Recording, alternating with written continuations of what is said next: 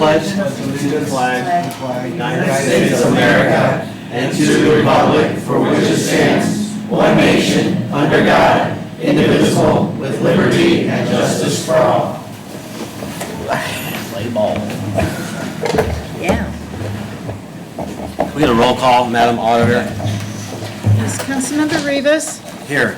Councilmember Bozick, Present. Councilmember Brickner. Here. Councilmember Graham. Here. Councilmember Jessen. Here.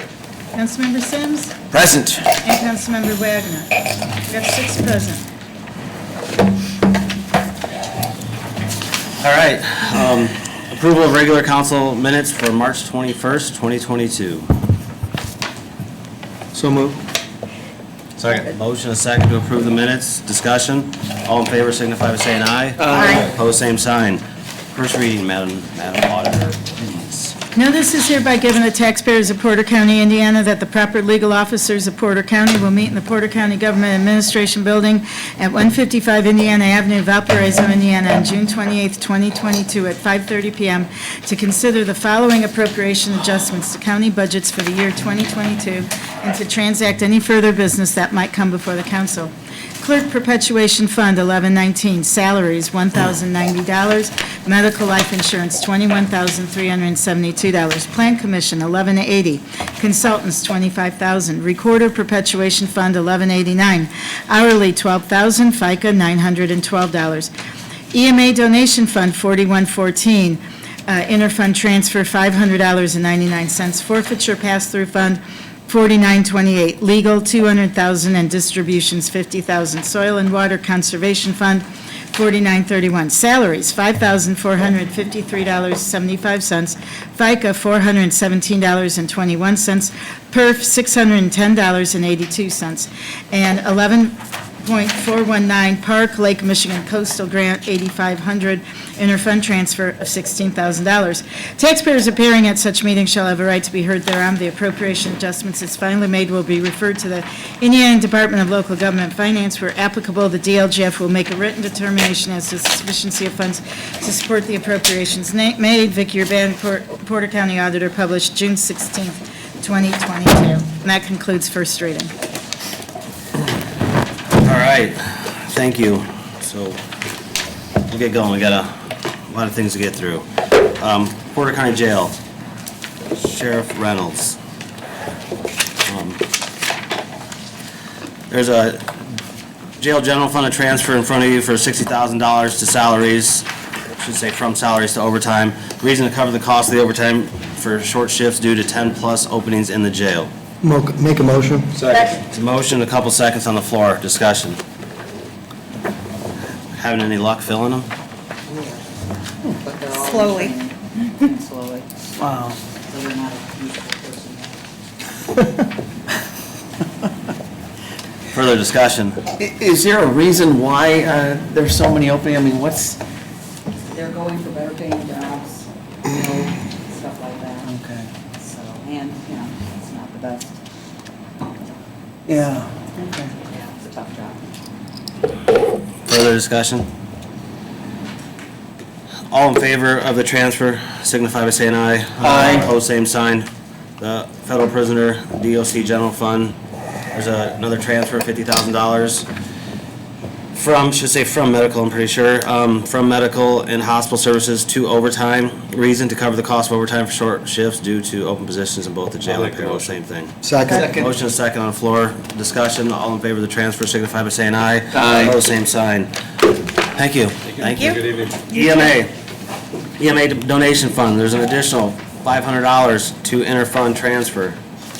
Reason, funds to be used for reimbursement of SHSP subgrant fund 8146 for unreimbursement expenditure. Make a motion. Second. Motion is second on the floor on the additional. Discussion. I just have one question. It's for an unreimbursed expenditure. What is it? Yeah, we had originally received a grant to, there's a hazard mitigation plan that has to be updated every so many years per Homeland Security. We had received a grant that paid for all but $500 of that, and the total was $18,000. I think it was $18,700. So this paid for all but $500 of that. So the county only ended up paying this $500 plus some change out of their pocket, out of the $18,000. Is the plan completed? Yes, it's all done. So this is just finishing it up. COVID delayed us getting the final bill, and we finally got just the final balancing bill, and that was the end of it. And then this is done until we get to the next cycle of having to do another plan. Okay, so is this that plan where if something, we had a natural disaster and FEMA had to come in, they would ask for that plan before they would reimburse? Yes, Okay, yes. so we're covered then, or? Yeah, this one identifies the major hazards, and all the municipalities had to be involved in it and have input. And then the consultant puts together, what are the hazards and what are methods that, it's not a designed SOP or a procedure or exactly how you're gonna do it, but what are your intentions on trying to strengthen these weaknesses? So, Okay, okay. Any further discussion? Do a roll call on the transfer? Councilmember Any Bozick. additional? Yes. Councilmember Brickner. Yes. Councilmember Graham. Yes. Councilmember Jessen. Yes. Councilmember Sims. Yes. And Councilmember Rivas. Yes. 6-0. Thank you. Thank you. E911. Have a good night, man.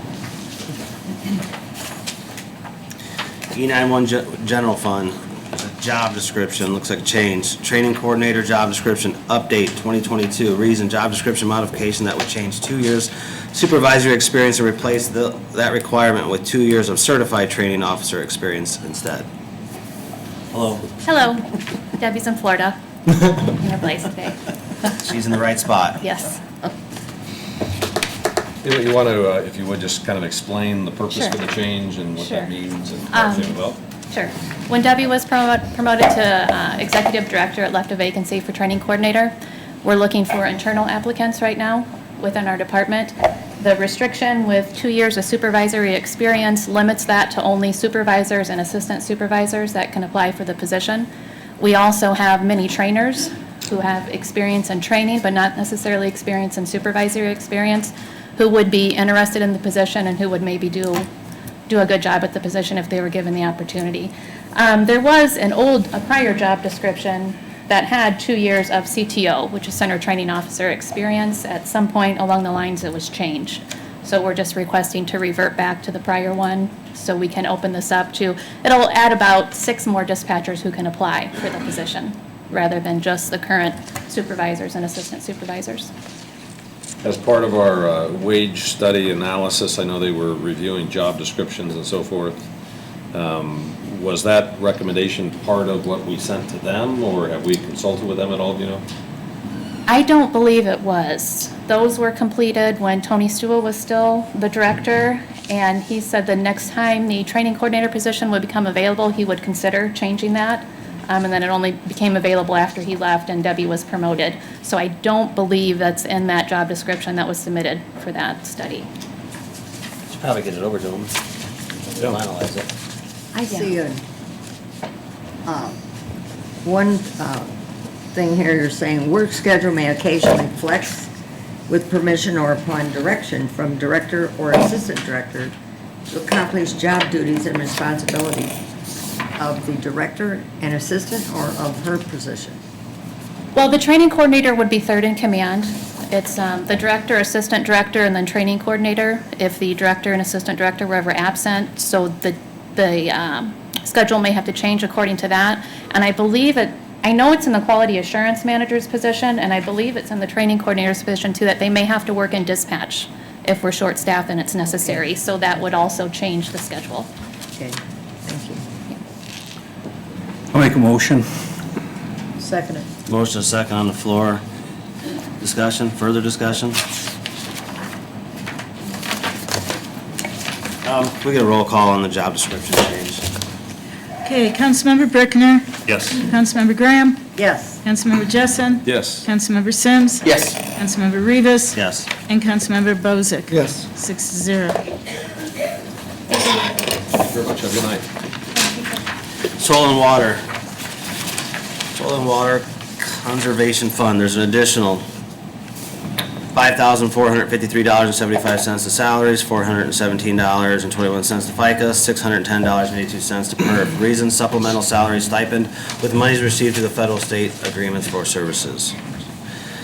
Make a Form motion. 144, change, do we keep I'll that? make a motion. And the additional? Oh, I'll make a motion on all of them.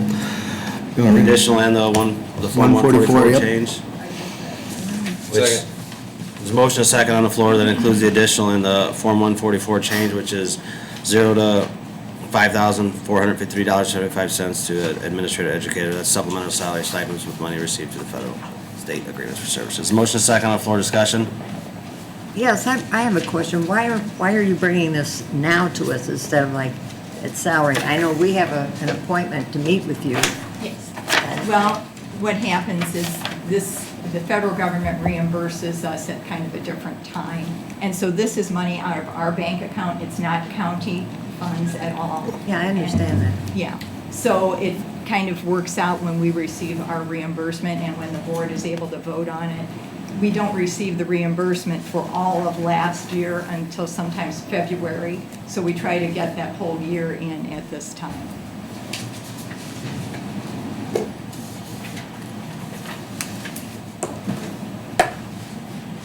Further discussion?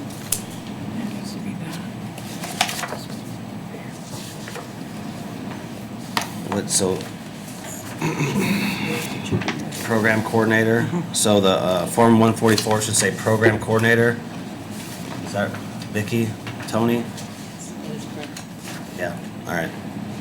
Nothing changes on the money, it's just the Form 144 title. They put down administrator. And if you could just make sure that you identify that it's going to be paid out all in one lump sum.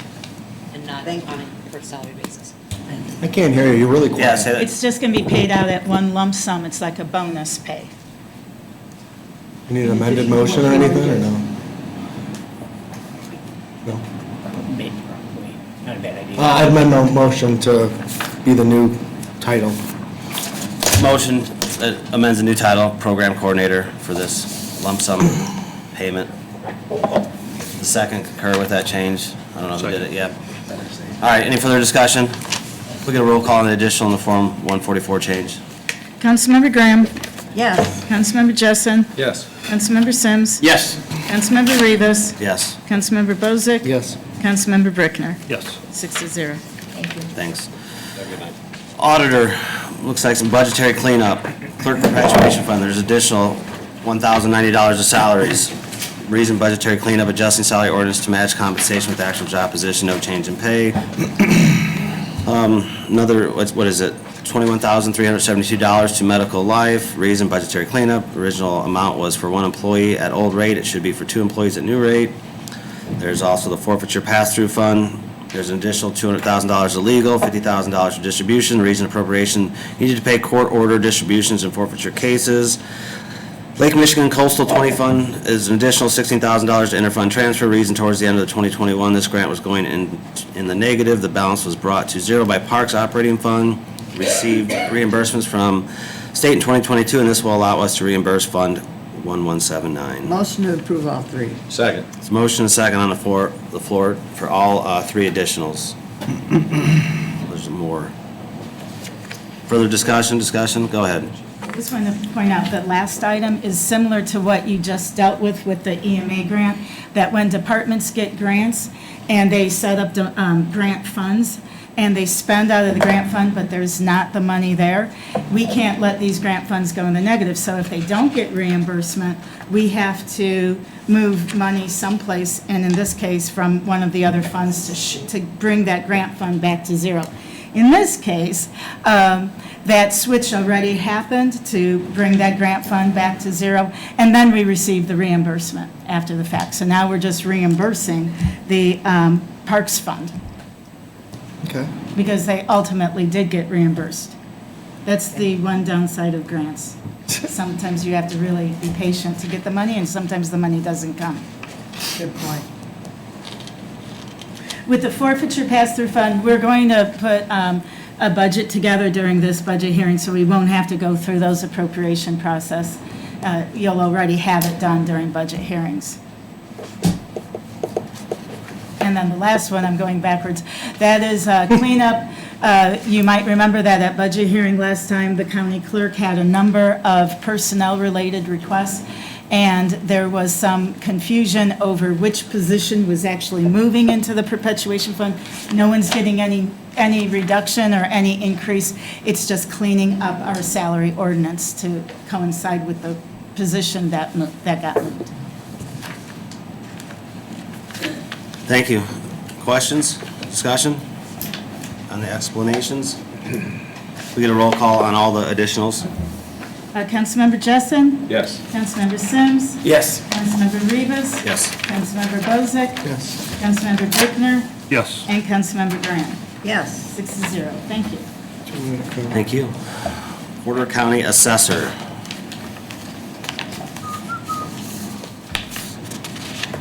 The Assessor General Fund, there's a transfer of $4,000 from salaries to hourly. The reason transfer needed to transfer money to cover higher hourly rate for part-time field workers. We have full-time employee, we have full-time employee who's out for surgery.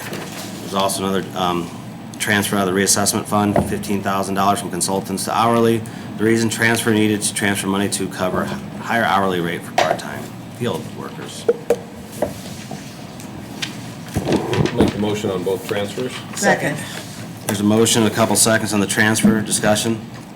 Is that, is the money that we're transferring, does that cover these workers through the end of the year, or, so that On the takes care second of one, it covers through the end of the year, and on the first one, it's just we had some part-time people that have stepped up. We had a field person that goes out normally.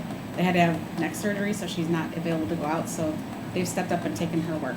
And it's only for like 2 months. Gotcha. Okay, thank She's you. taking her money that she didn't spend because she wasn't paid and giving it to them. Thank you. It's going good, Yep. kids? Yep. Further discussion? Seeing none, all in favor of the two transfers signify by saying aye. Aye. Opposed, same sign, thank you.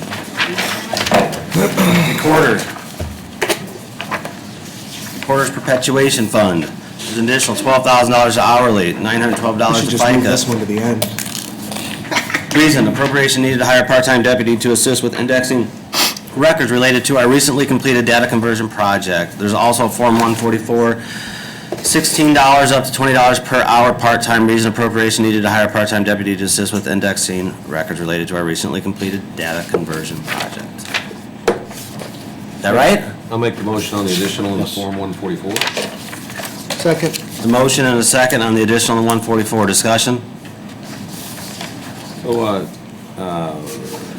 Chuck, is this very much a temporary sort of thing now that the project's complete, or? I'm not exactly sure. I think it's going to take at least a couple years. If you looked at the request, we have about 150 years of recordings that we've just added to the system. And I guess it's kind of like your photo album in your computer of having 150 years worth of pictures, and you still have to go in there and name them several different ways. It's not going to happen overnight. So it will be temporary, but I don't know how temporary. It could take 5 years. So all they did was scan them in, they didn't index them at all, or? No, they're not indexed, they're just, but they took them off of microfilm. I mean, you're talking about multiple ways that they have taken images out of those old books that you've seen. Yeah. So, I mean, there's 150 years worth of images that we still need to go in and give them proper titles. I thought that was done, that's why I asked it that way. Right. But my question, we're hiring a person to do this, wouldn't it make more sense to have this computer, I mean, to pull information off of a document that's scanned in, isn't that a computer program somewhere that would just That do can this? pull that information? I don't know, that's what I'm Yeah, asking. I mean, there's not that I know of that we would trust to do that. There could be, but not that I am aware of. And it would probably be Because when you say another- trust to do that, you're actually having somebody hand do this and type them in. Right. So if they make a mistake, which is gonna happen, And then we have another person that rechecks it. So every document that gets recorded goes through 2 sets of eyes in our office. So this is a part-time person. Yes. And nothing is coming out of the general fund at all. It is all coming out of the perpetuation fund. So it's a part-time deputy. What's the hourly rate for a full-time deputy? We currently pay we have a part-timer, she gets paid $16 an hour. So where are the $20 an hour, is that comparable to? Well, I did not realize this till I started talking to some other people, that other departments' hourly people are getting paid up to $20 an hour. So I wanted to have that option of at least matching what other departments are paying their hourly.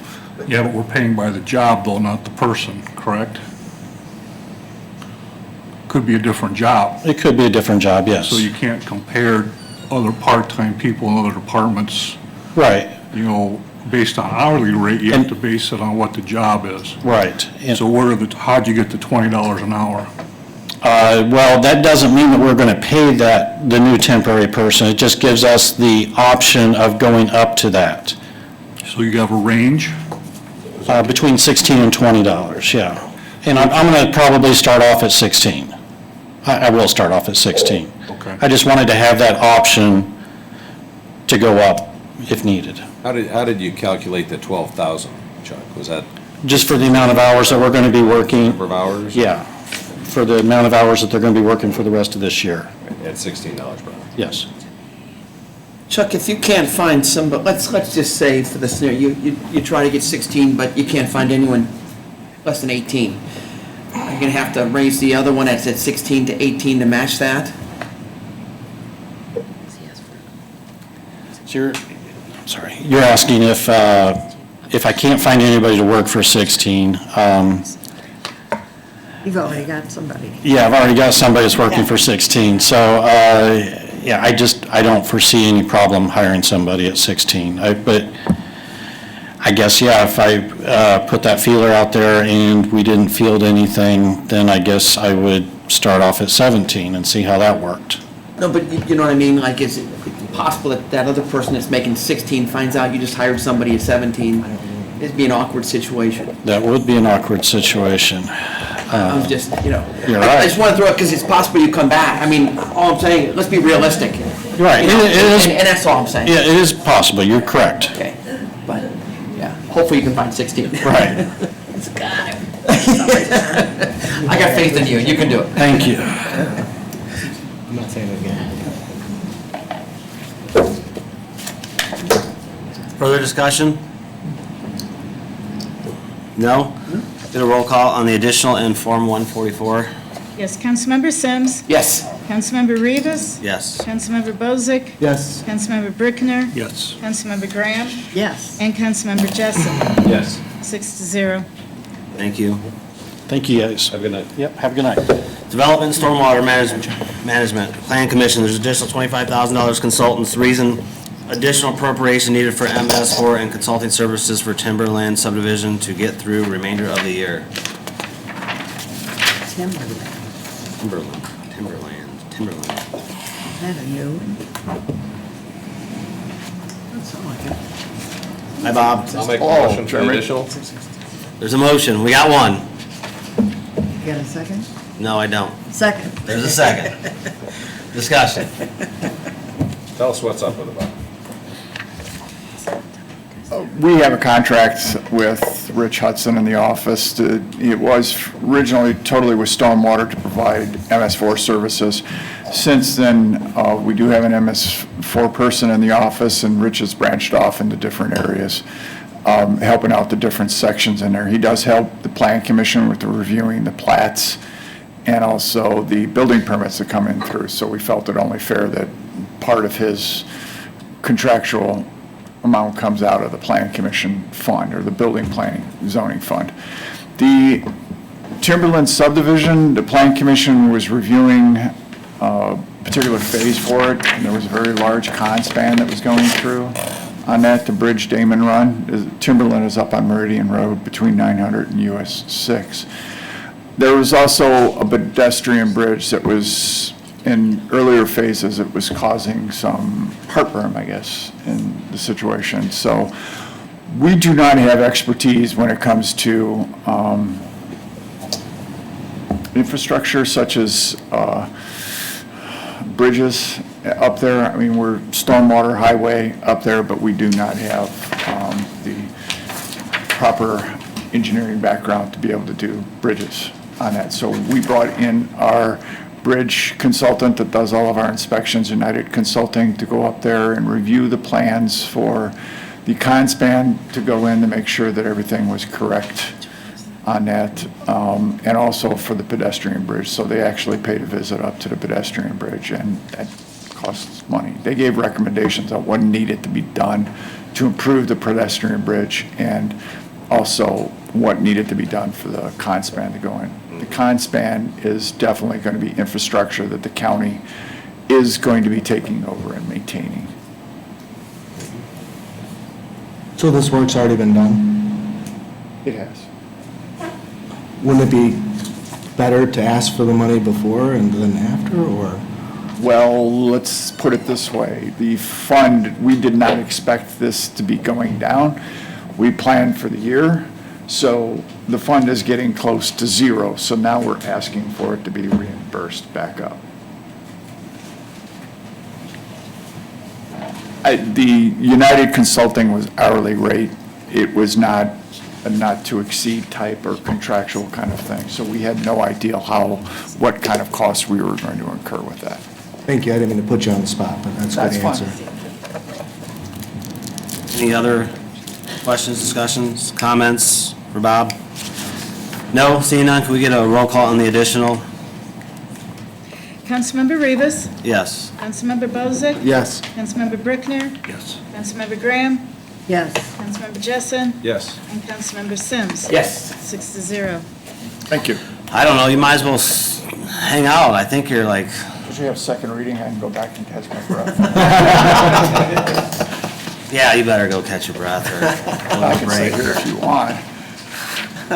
Second reading, she talks fast.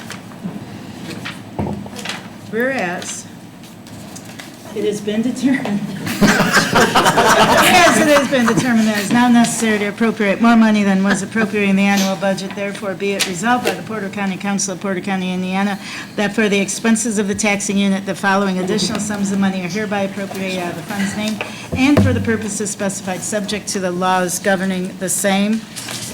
Clerk Perpetuation Fund, a total of $22,462.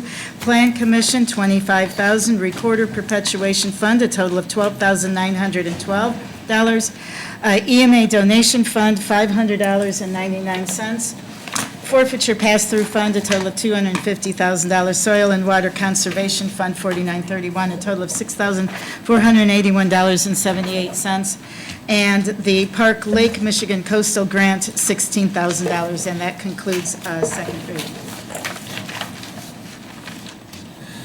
There you have it. I will entertain a motion to approve. Motion to approve. Second. Motion second. Second reading, any discussion? We get a roll call on second reading? Councilmember Bozick. Okay, Councilmember Brickner. Yes. Councilmember Graham. Yes. Councilmember Jessen. Yes. Councilmember Sims. Yes. And Councilmember Rivas. Yes. 5-0. All right, we still have a quorum, we can keep going. Attorney's report. All is quiet, nothing to report tonight. That's good. That's good news. All right. All right. Look at that, Bob, we're back to you. Code enforcement, Code enforcement, and exciting topic. exciting topic, and here's the attorney too, he's got your back. Right. I'm assuming a lot of this probably is going to the unsafe and also property maintenance. To give you an update on that, we've had 2 unsafe hearings before the hearing officer. That was in May and June. We also have another one scheduled in July, and I believe Scott has even more scheduled for the rest of the year, working out with our hearing officer. Our hearing officer is Attorney Andrew Bennett. We do have a number of orders from the hearing officer to tear some of the structures down. There might be 1 or 2 that we're having to go through and seek other sources to get it down, whether it's highway department or even maybe contractual, not sure yet. There are other orders where the owners have agreed that they will tear it down themselves on that, and the hearing officer does come back and review those in those situations. To give you an idea, we do have 9 cases that are before the hearing officer right now, and any sort of state right now, whether it's the new owner in one case has said they're going to be rehabbing the structure and making it livable again, to where they've actually been ordered to be torn down. We do have 4 property maintenance cases that are before the hearing officer.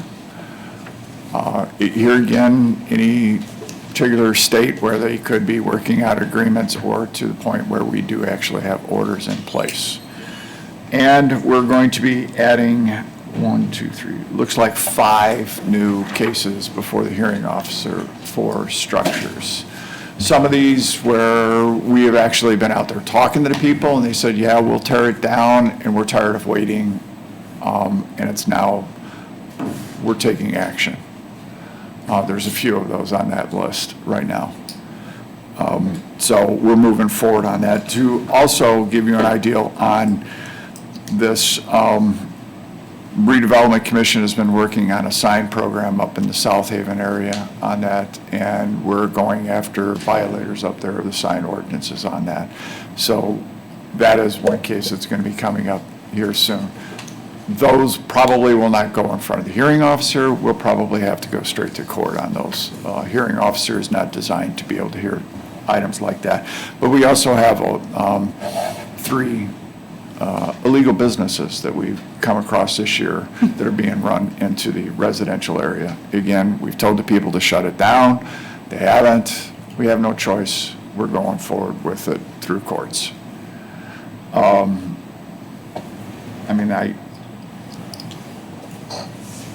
Trying to keep this general. I don't want to get into specifics onto a particular case for fear of ruining our cases in front of the courts or the hearing officer. So I won't, that's fine, I get it. I'm not gonna speak for Mike. Mike was the one that, prompted this on the agenda.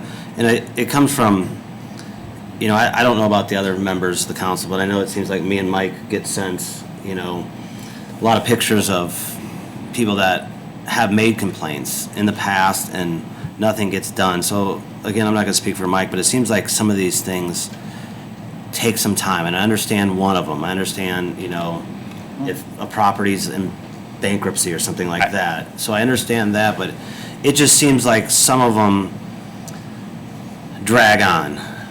Right. So, I don't know, Mike, if you wanna jump in on, why we asked. To give you an idea, you all know about that one is in bankruptcy. We hired a bankruptcy attorney to open that up. We're now processing that. Matter of fact, the daughter of that particular person has called us this week after the bankruptcy hearing to go forward and find out what exactly needed to be done on that property to get it into compliance with us. So here again, we're stepping there. We're going. Yeah, I think from my perspective, and I've been, aware of a couple of cases for quite some time. In that particular case, without giving specifics, it's a Union Township case that I'm referring to, and understanding that it's a complicated process to begin with, and can be a lengthy process, and then throw in the bankruptcy, it can make it even more complicated.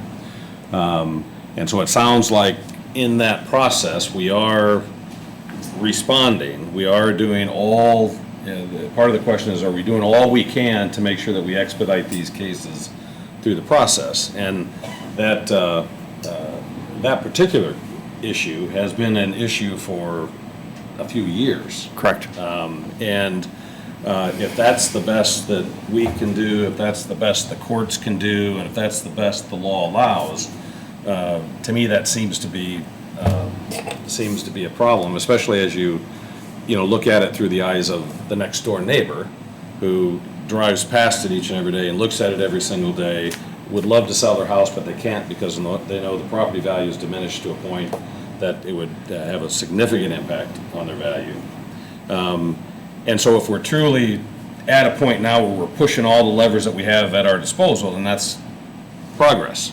But it seems like it's taken us quite a while to get to that point. Does that make any sense? It does. And having been at the planning commission level, dealing with code enforcement for probably better than 20 years, I will tell you that the system that the commissioners have set up now and what Attorney McClure has been working on with the hearing officer speeds things up considerably. It may not seem that way, but from my advantage, it does. I have had cases that get stuck over at court for, I mean, the judge sits there and says, well, how much time do you need? Oh, 90 days. Okay, 90 days, boom. 90 days comes up, nothing happens, then we're having to go back to the attorney. It's like, okay, we got to get back in front of the court. Lord knows how long it's going to take to get back in front of that judge. But you have to file paperwork again and everything like that. It becomes very lengthy. And the thing is with this, and you guys are going to probably think I'm nuts when I state this, that person that we're going against also has rights. And we got to make sure that we do not violate any of those rights going forward with our process. I've been over there in that court where judges looked at it and said, no, you did it wrong. Boom, gone. And you're just sitting there, really? What? So. Let me ask you this, Bob. How the process that we now have in place has not been in place for an extended period of time, am I right on that? It hasn't, and it was up and running right before we had the shutdowns. And that's what kind of put it into the lull. And it's been, like I said, we've had May and June. I think we're scheduled out through October at this point. I think another factor that needs to be added is that if we have 4 or 5 cases in which they are been around for a decade and will be around a decade after this, they cycle, okay? And so some of what happens is that in the process of working with the property owner, they get it 90% cleaned up and it goes back off the radar screen. And then 6 months to 18 months to 24 months later, we have reinvented what we originally created in our yard or whatever the case may be, and we're back at it again.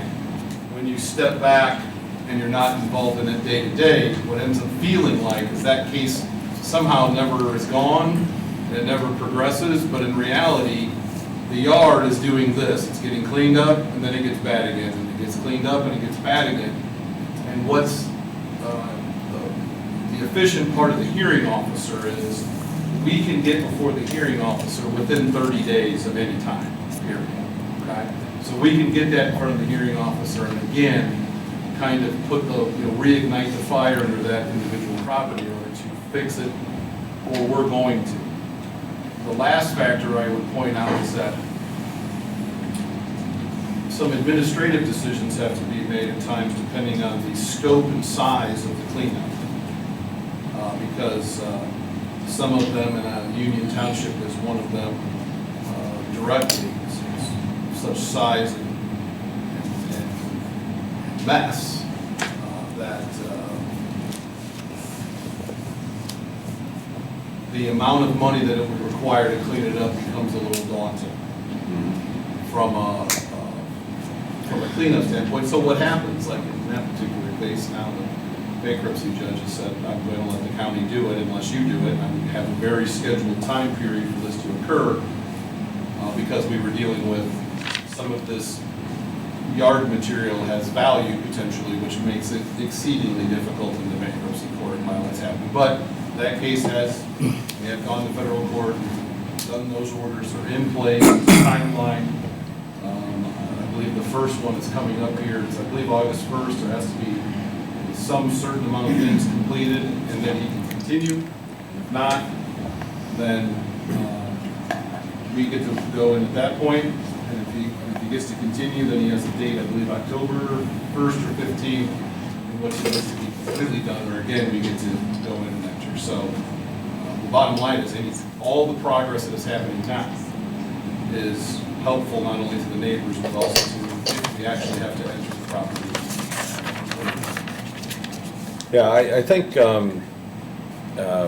think the process we have in place today, albeit shut down temporarily due to the pandemic, I think that's a great step because we are addressing it. I think the residents that I've talked to, and it's Union Township, Liberty Township, Center Township, Porter Township, those folks, their impression has been that they've made complaints, they've tried to get some action on these properties, and maybe up until recently, in their mind, it's fallen on deaf ears. And there's nothing, they feel like there's nothing they can do. And so hopefully with this new process, hopefully with the code enforcement officer, we're looking at things critically. When people do call to complain, I don't know how we're tracking complaints so that we can confirm that we are following up on those complaints and doing something about it, because I think part of the impression has been that we maybe erred on the side of, well, people have rights, and we may not like the way they have their house, their yard, or whatever, but there's nothing we can do. And I contend that there is something that can be done. You also have to look at the fact that we did not have a funding source to do this until a few years ago. We now have a funding source. And that's part of my point, frankly, is number one, you have to have a process. Right. And I get it, you have to have a funding source. And if that's what it takes to get us to a point where we would all be more comfortable, then so be it. We can create the funding source for that. Well, and we finally got that funding source a couple of years ago, and one of the permitting changes, that there's a couple of dollars for a pool permit or a fence permit that goes into the unsafe building fund. That has finally got to a place where it's actionable as far as that dollar amount, and it would be reoccurring based upon the amount of permits being requested. So we have that funding source, and we do have the process, and I think we have made some adjustments at the critical level of the decision of whether or not this is a case that should go forward or a case that's being dealt with or not. I think we've made some adjustments on those, and that's why we have some cases now proceeding on through unsafe building. We did file a lawsuit last week on an illegal business in a residential area, and a couple more go out mornings as far as we've gotten these reports and we've gotten these emails and pictures and things like that, and if you don't cease and desist, you'll be sued also. Those aren't really an unsafe building issue, that's more of a court issue, but we're also normally dealing with business that reacts differently than, say, a homeowner. So for everyone's edification, maybe, when we talk about unsafe buildings or property as compared to property maintenance, how do you classify those and what happens as a result of being an unsafe building versus the property maintenance? Property maintenance, Scott, correct me if I'm wrong when I say this, we would look at it in a few of the situations if there's a lot of used construction material or junk vehicles or material just piled up, we would term it under an unsafe premise. Which goes under the unsafe building hearing also. Right. Due to the dangerous nature of it. That's fire hazard. It's the context. I mean, we have to, just to give everybody context, we're talking about yards that, if you leave the backyard, there is debris from the back door all the way to the back property line. When we get to that level, we're in a common nuisance. We're in a different state. The premises becomes unsafe, whether it's for fire, EMS, the neighbors, things living in the material, things like that. So that goes through unsafe building also. If it comes to an unsafe premise, I am happy to report that we've yet, knock on wood, had an issue of an unsafe building that needed to be tore down that was currently, had people living in it. So all the buildings that we have had to take down are clearly past that stage and have been past that stage. So those are the only ones that are being tore down. If the house or home is salvageable, we don't ask for it to be torn down. We ask for it to be secured doors shut, windows secured, stopping any of the, kind of that attractive nuisance to teenagers or animals and things along those lines, in the hope that it eventually finishes whatever, whether it's in an estate or there's something going on normally that allows that home to remain vacant, but we want to keep it protected. So that also runs through unsafe building. It's when you start getting the things that are, you're doing something in your zoning district that you're not allowed, that's more of a still of a court thing and less of a unsafe building issue. Bob, you mentioned 9 unsafe cases that are before the hearing officer. And then there's 4 property maintenance? For property maintenance, and then we're adding 5 more unsafe structures into the hearing officer. Okay, so that's 14 and 4. So is that the total number of properties that are on what would be a list or are on our watch list or problem list? That's what rose up past the code enforcement officer. Correct. And up into legal. So it starts off with the code enforcement officer and then works its way up. So can you produce a list of properties that have been identified as being problematic that are either currently being worked on through the code enforcement or through the hearing officer, or, because I think part of the issue is making sure that there is awareness of it and then some sort of accountability or follow-up to make sure that something's being done about it. Bob, how are complaints generated through your office with the code enforcement? Because of the fact that we only have one code officer for the entire county, huge area, it is through complaints that are received. So we have highway people out from the county, we have, sheriff's police that are out. Do they report anything to your office if they see something? Is there a way for them to assist your office on having it more of a countywide effort for people that are out on the street on a daily basis? It would help, sure. I mean, I think that's a great idea. Yeah. Especially highways on the roads every day, they see something. And you have one code enforcement officer for the entire county. Right. Each city has one code enforcement officer usually for a city. I guess I'm just gonna say, I think, not to speak for the rest of the council, code enforcement is a quality of life issue, I think, for our county. The aesthetics of our county, I think, is important to our residents. It's a slippery slope when certain things it takes a lot of time, and maybe, some of these things you're talking about are maybe the bigger rocks of code enforcement, but some of the low-hanging fruit, so to speak, to use that term. I would like to see us be more aggressive with that. Sure. And if that takes us, when you talk about a funding source, getting you more than one code enforcement officer to do this, because I really think that property maintenance, blighted areas, junk cars, weeds growing over, that's a quality of life issue for a county, and it affects a lot of different things, and it's a big responsibility. So how do we, as a county, not get behind the 8 ball? And I understand the hearing officers seeing some of these cases, and they take months, or, it's very complicated.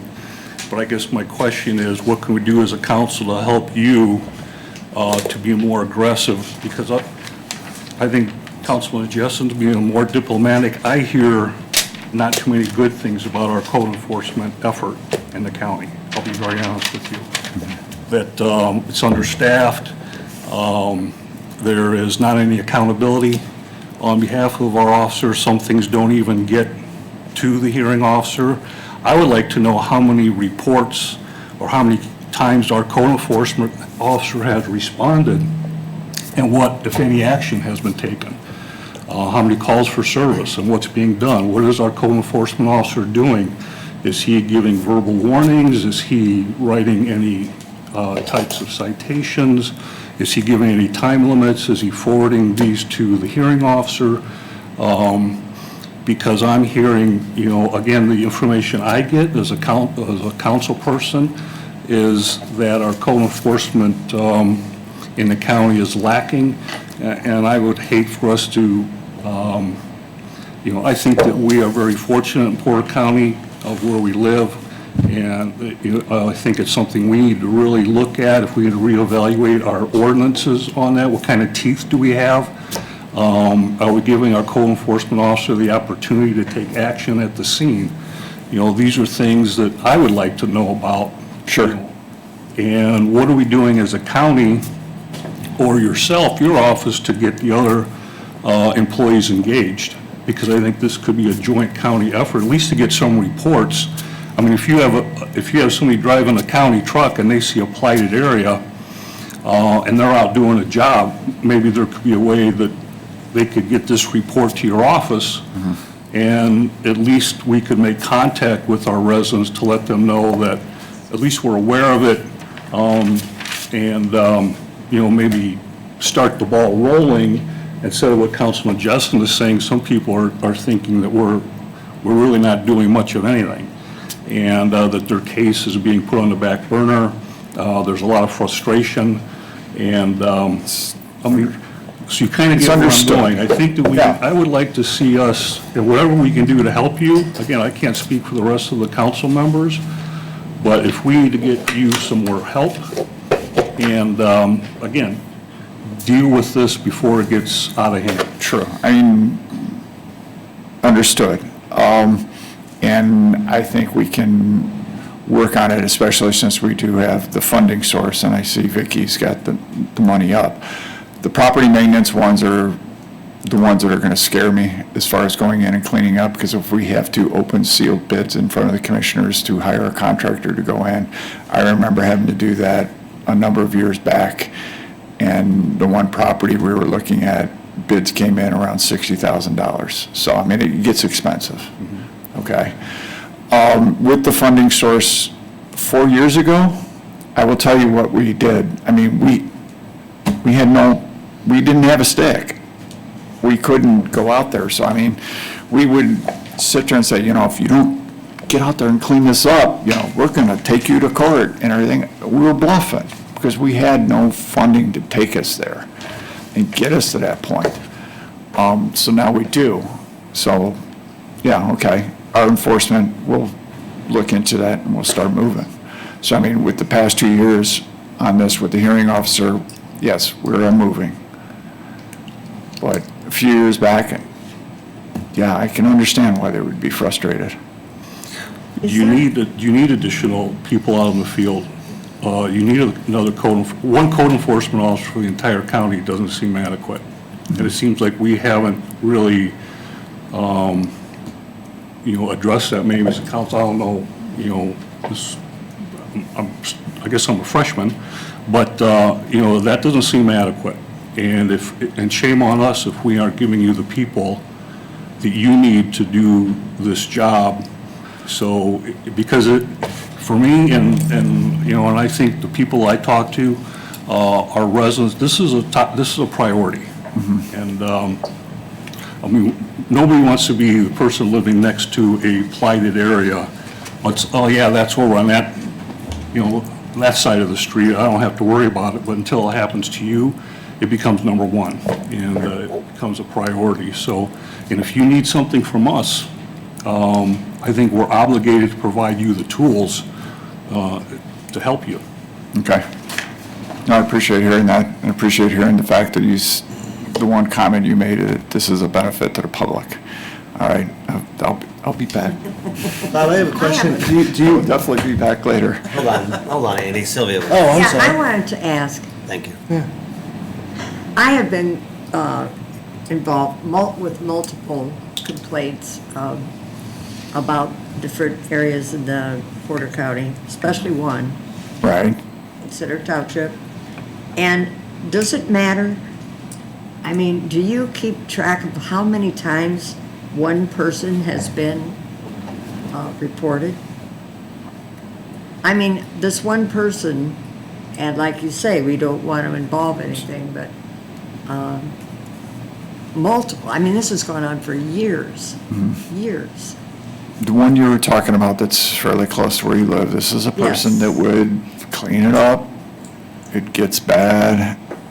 We'd go out there and tell them, hey, you got to do something. They start making an effort to clean it up. We're trying to work with them. Then all of a sudden, boom, it gets bad again. So the thing of it is these neighbors, And remember, no funding source. We now have it. I tend to agree, we probably, okay, you do have it now. Right. And that person you're Hopefully talking there will be about light. is before the hearing officer. Okay. Andy, do you have something? Bob, I have a question. Do you guys have some kind of CSM software, or customer service management software, where you can track this stuff? For example, a complaint can come in from the public, they can do it online, or the police officer, whoever sees it, can publish it online. Then the software gives them updates, not specifically what you're doing, but that actions have been taken, it automatically updates them. I mean, it seems like a lot of it's communication, what I'm gathering. We do have an email system that goes through Kurt Ellis that then is forwarded through us when there's a complaint. No, I'm talking more of a management software tool. It's in a database. We were looking at the ideal of having one of the GIS platforms, like what we do with the stormwater complaint, where they file a complaint and it actually goes in through that process. So we were actually looking at that at one time. I do believe Chuck Miller in our office does have it pretty much set. It's just a matter of. Because that would identify what Sylvia was saying, repeat offenders by multiple tickets. So, okay, thank you. Bob, I just have one quick question about you mentioned sign ordinance. What would be an example of something that would be a violation of our sign ordinance? Big signs? I mean, like a falling down? Big signs.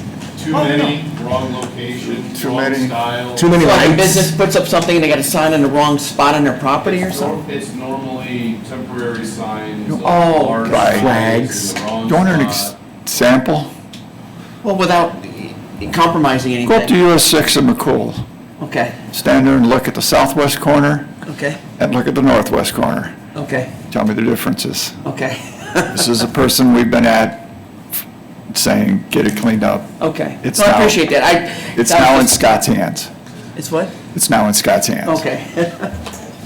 All right, I appreciate that. All right, well, thanks, that was Enlightening? lengthy discussion. Appreciate it, we'll stay on top, and, I mean, please, continue the conversation with Bob as we move into budget session, if this is something you guys are, serious about, and he thinks that there's a need for another one, it's something we'll have to fund, so when budget session comes along and it's in there, don't beat him up for it being in there. So, but, Well, I didn't say have further discussion with him, I'm beating them up. so, all right. Bob, I think you can stay here. I think you're on board again. Highway and Stormwater, Highway Supervisor Jim Polaric and Director Bob Thompson. Roads and paving report. You got about 2 minutes. 2 minutes? All right. We need money. That's okay. Thanks. Thank you. The one you've been interested in, North of Valpo, is going.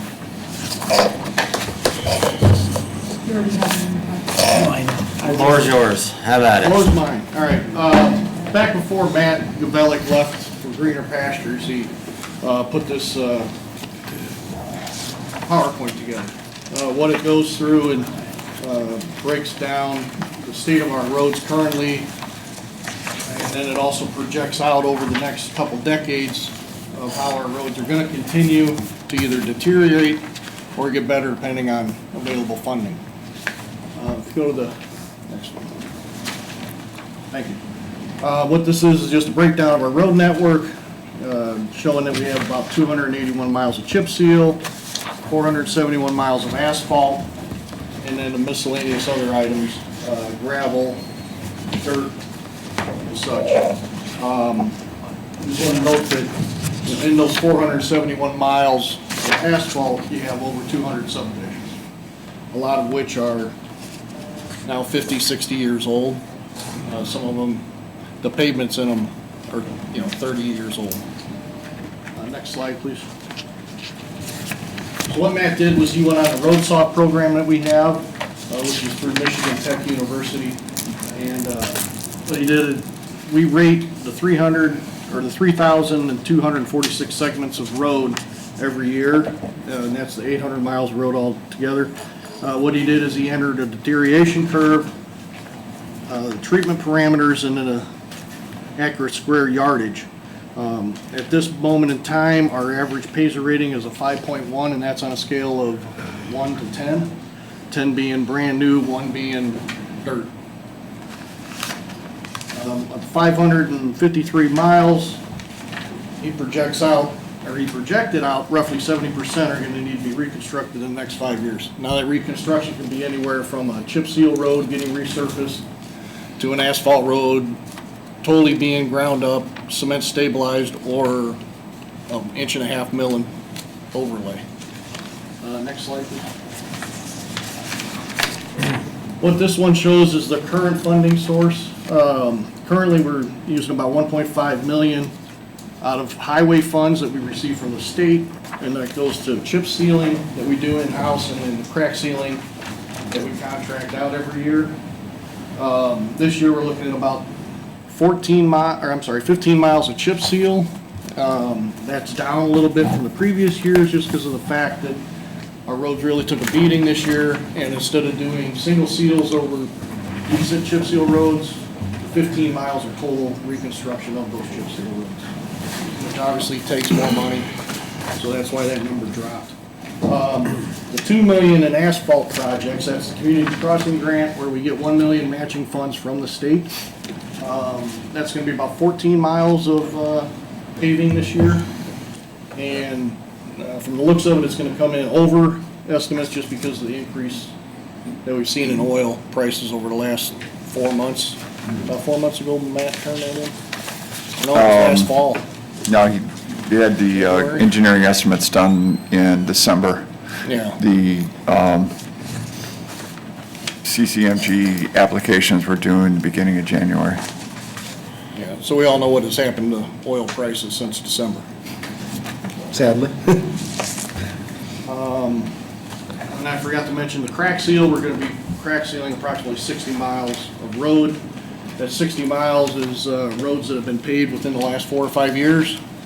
By spending that and getting the crack sealed up, we're gonna keep that water out from those roads and slow down that deterioration curve quite a bit. Next slide. Thank you. So what Matt did here is he came up with 2 different scenarios. The first one being what I just went over. And if you look at the deterioration curve he has at the bottom, by keeping the funding source as is, which is the 1.5 million from state highway dollars that we receive, and then the 1 million from the council and commissioners, along with the 1 million matching, you'll see that the rating of our roads just steadily declines. The next scenario he came up with is keeping that scenario plus adding an additional 2 million a year, which you see in the center being the red graph, starts to increase steadily over the next 20 years. And then by adding 4 million above what we are currently using, it greatly improves the way our roads are. Questions? Why does it say add 2 million a year, 3 million total? That's out of commissioners and council. You have the 1 million Oh, matching. plus the 1, okay, thank you. Correct. Jim, I got a So- question. Oh, Go ahead. You sure? What, you're asking for 6 million? Well, no, this is, No. we're not asking for anything. We're just giving you, I can give you an idea of the costs that are going to be coming at you. That's what I'm looking at. CCMG, when we did the construction estimates for these projects, we come out and we try to shoot for $2 million. It's a 50-50 match, okay? $1 million with the county, $1 million from NDOT. We did the engineering estimates back in December, and they were estimating a ton of asphalt between $70 to $80 per ton. They even increased it from a little bit percentage for cost of living increase at like 3%, which wasn't even close to what we're seeing now, right? So Christy Antonio has been going online on some bidders website and pulled up some recent bids from CCMG projects across St. John, was looking at costs per ton at $105 to $125 a ton. Valparaiso, I believe, received $90 to $105 a ton, and it depended on the asphalt specification on this. We're predicting that $2 million project that we sent into the state is probably going to cost the commissioners $2.6 million, and we would probably not be surprised if it came in at $2.8 million for that. Those sealed bids are going to be opened at the next meeting, the July 12th meeting. This is for only 11 miles of road, too, just shy of 11 miles of road is what we're looking at for those costs. Now, with the CCMG program on that, the state's not going to make up any of the extra funding. The state's just going to give us the $1 million, and we have to come up with the $1.6 to $1.8 million additional if we want to continue on with that program for this year. Is the way it's look. If we try to cut out projects, each one of those road paving projects is a separate bid and a separate application into NDOT. So if we remove a particular project, NDOT removes the funding for that particular project from the engineer's estimate. So, So Bob, these numbers are just to maintain. This isn't even really to gain. So what you're seeing is from the strategy comparison that was done there from Matt Gavelic, our former highway engineer, the $2 million was looking at the CCMG program, basically. All right, that, if you go by today's dollars, you can probably take that $2 million and probably should up it to like $3 million. Will gain us ground. The $4 million greatly improve it. You probably, for today's dollars, need to go $5.5 million. And how many miles, let's just say 5 million, how many miles do you think that would? 2.6 to 2.8 that we're looking at with CCMG is 10.89, we'll say 11, okay? I was asked to look into $3 million of roads on top of that, if possible. You might be able to get 12 miles. So with that added on, you'd be looking at maybe, 23 miles of roads for about a little under 6 million. So the total for 2021 was how much spent on roads? I believe, It Jim. was, you had the 2 million community crossings, and then the subdivisions were at 3.5, roughly. So $2 million of what would have been ordinary budgeting. And then the 3.5 is what we added for 2021. I believe it was 3.5. It was- So a total of $5.5 million. Correct, and I mean, the state contributed $1 million in that, so 4.5. Pardon me? State contributed $1 million of that with the CCMG, so The road work for 2021 total was 6.5. total. And then for 2022, we have, if budgeted up till this point, how much do we have budgeted? So we have 1.5 of highway dollars, MVH and LRS funds. And then we're gonna say 2.6 of the CCMG, which was originally estimated at 2 million, but as, Bob explained, it's gonna come in higher. So if things go kind of as we see them today, if there are no changes, it looks like we'll be spending $4.1 million on roads for 2022. How much, Mike, how much was it? 4.1 million for 2022. Are we gonna save that, like some of these areas that got annexed in, or are gonna be annexed into Valpo? Are we gonna save? I mean, were any of those roads expected to be worked on? The ones that are getting annexed now? Right. No, I don't believe so. We need to get them to annex our bad roads. We can save some money. Work on it, Mike, will you? So none of that 4.1 million is into the subdivisions. That's not part of the subdivision program that was laid out last year to continue to tackle that. No, the CCMG roads you know, when Matt submitted them to the state, you obviously go by traffic counts and whether it's, what its rating is as far as a road and subdivisions. CCMG for 2022 was all They're all major county roads. roads, major roads. There weren't, no subdivisions were in there. Shoot. Yeah, the way I see it, what we do know is we've got almost 800 miles of roads. Correct. And we are woefully behind on the maintenance of those roads. And to no fault of anyone in particular, it's just over the years, we clearly haven't been investing the money into the roads to take care of them, maintain them, preserve them, and the budget that we've been using over the last several years hasn't been adequate, period. Correct, and one other thing, you know, this doesn't take into account is increased traffic. Right. We all know how Yeah, this area is clearly. growing, so these roads that were built and designed 30 years ago are taking way more than they originally were. Yeah, and so we're incredibly behind. Right. The funding that, I think one of the best decisions we made as a county last year for 2021 was the additional $3.5 million in funding, which, if I remember right, that allowed us to do 20 of the worst subdivisions. As you mentioned, Jim. Yeah, it was 21, I believe. 21 subdivisions, which in the past, subdivisions have been completely neglected because they're not high-traveled, they hadn't been touched, in many cases haven't been preserved, because I know that's an important part of the road maintenance efforts. And so last year, you know, we at least, you know, threw a punch at it to try to make some improvement, and I'm sure the residents of those 20 neighborhoods enjoyed that, appreciated that, say, okay, there's some effort taking place. And so I guess where I'm coming from, and speaking for myself, in terms of maintaining and caring for the infrastructure, I really believe that that's at the heartbeat of what county government should do. We've got, how many bridges throughout the county that we care for, responsible for? We're at 132, and we're going to be adding more. Okay, 132 plus bridges that are the county's responsibility. We've got 800 miles of roads, which are the county's responsibility.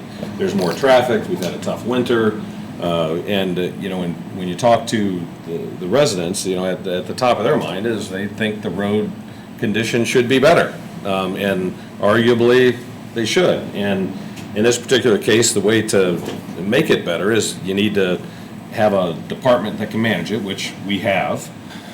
We need to be prepared to step up and make appropriate funding available to help in that effort.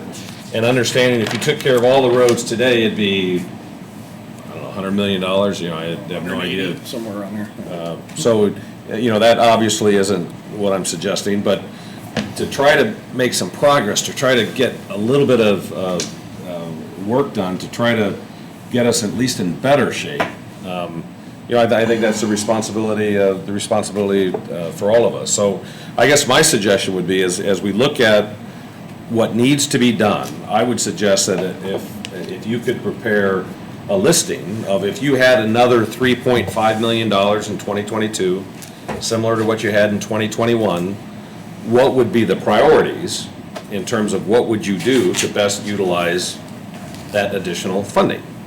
And then I think we have to take a hard look at that and make some considerations as to whether or not we feel comfortable to dedicate those funds to that particular project. Because I'll tell you, they're not going to get any better, and the longer you let them deteriorate, the longer you don't maintain them on an ongoing basis, the problem gets worse and worse, and then you're in a position where we are today. Yes. If, I have been playing around with that thought now, looking at what roads I would present to the elected officials. Okay. I'd For be that. curious to see that. So you're looking at maybe 12, I was looking at 3 million, so. Would you stay within the subdivision program, or are you talking about getting outside of that? There is one subdivision road I added to it, that list. To give you an idea on this, you mentioned the Paiser ratings, where it goes from 1 to 10, 10 being perfect, 1 being, bad. Paiser ratings, mileage of roads rated 4 or less is 360 miles of road, and we have 800. So we have a number of roads that are not in that really good condition. So, I mean, we're chipping away with what I was looking at and playing around with that funding that you're talking about. I'm probably not going to get above anything that's rated a 2. I'm trying to hit these roads that are been traveled or considered collectors or major arterials and trying to get them to the point where they're good. The worst of the worst. Correct. I would say I'm in agreement 100% with what Mike's saying, and I would always say I'd rather look at, talk about financing this sooner than later. There is a road paving season. Right. And to utilize this funding for this calendar year, I would assume we would have to probably make a decision, again, sooner than later. I would think If we were to move forward with. Within the next month, you'd have to put it out for bid to get it done this We year. probably would send out our engineering crews to do quick cores on these roads, just to see what's there. And figure out what our construction bid documents are going to be looking at, so we can go It forward sounds like with you that. you have a plan that you're working on, and, I guess it comes down to us on, because I agree, I don't, it's underfunded, it's been underfunded for numerous years. We've gotten behind behind the 8 ball. And, this is a commitment, I think that, again, not to speak for my fellow council members, that we should be committed to. And also agree with Councilman Jessen that this is a priority for our residents in our county, is maintaining our roads, bridges, and we just had a foundation, we just had a presentation, we're not broke, and we need to figure out how to allocate these monies wisely, and I can't think of a better investment than into our roads. No, we can't stop. We started last year. We've put ourselves in a good position for a lot of things. So and I don't think anybody's here is going to stand up here and say, let's raise some taxes. So we've got the money to do a lot of things here because we've been conservative for a long time. So if you could, I think what I'm hearing, if you could put a plan together for next month. Yep. And we'll figure out a way to fund it. We'll talk to the commissioners. Which, case in point, I know the bridge fund was rather contentious last year with that ideal. I had to report to the commissioners towards the end of May. We had a bridge fail. We had to close it, totally. Our inspector for United Consulting happened to be out there inspecting that particular bridge, and a single axle delivery truck drove across it, and they actually witnessed the beams sag down and go back up. Jeez. We had to close it immediately. It's unsafe. So that road, 1050 South, is going to probably be closed for a couple of years until we get a new bridge in.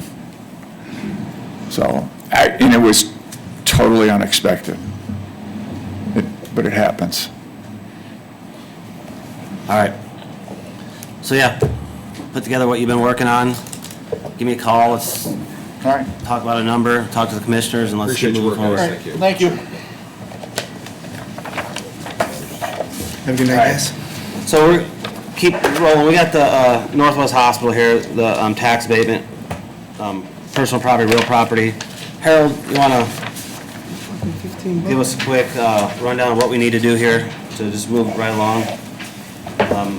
You reviewed it, they're in compliance? They are in compliance, I did review it, it's a yearly review, it's self-reporting, and they're in compliance. I see no other issues with that. Vicki, how much longer, when is this done?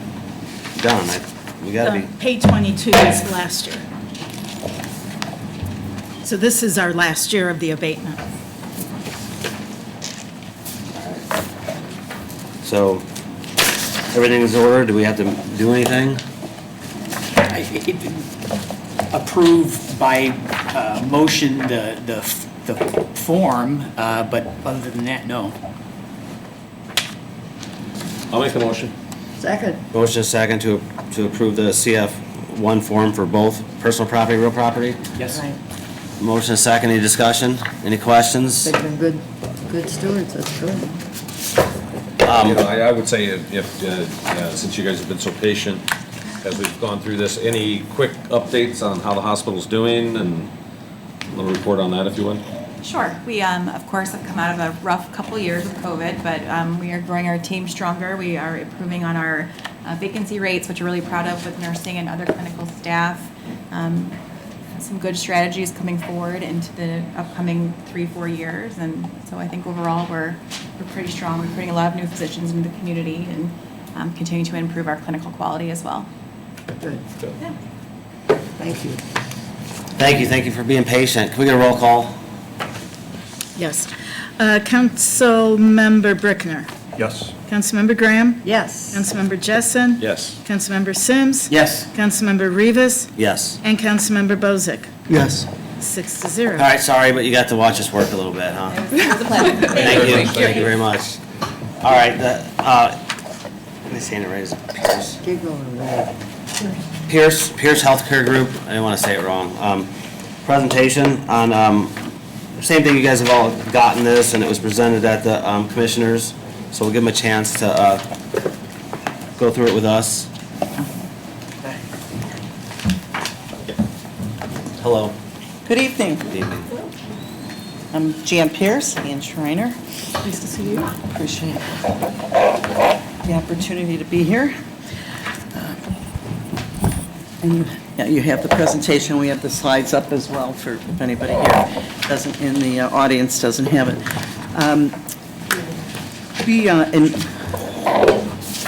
We can go to the first slide. Okay, thank you. So this project started in November of 2021, and we just completed it in May 2022. And this executive summary that I'm going to go through provides the highlights of findings and recommendations for the report. I think everybody has access to the full report, which is 40 pages, but this will give you, I think, a good overview of the findings, some of the qualitative and quantitative research, as well as, where we think the most high-impact recommendations are that we'd like to share with you. First, I'd just like to start with commending the county for taking this project on. I think, as everybody's aware, we were engaged by the county commissioners, and I think it's certainly a testament to your interest in an area, suicide awareness and prevention, that's extremely important to the health and well-being of a county, of our population, and in our country. And I, appreciate the commitment and interest and focus here.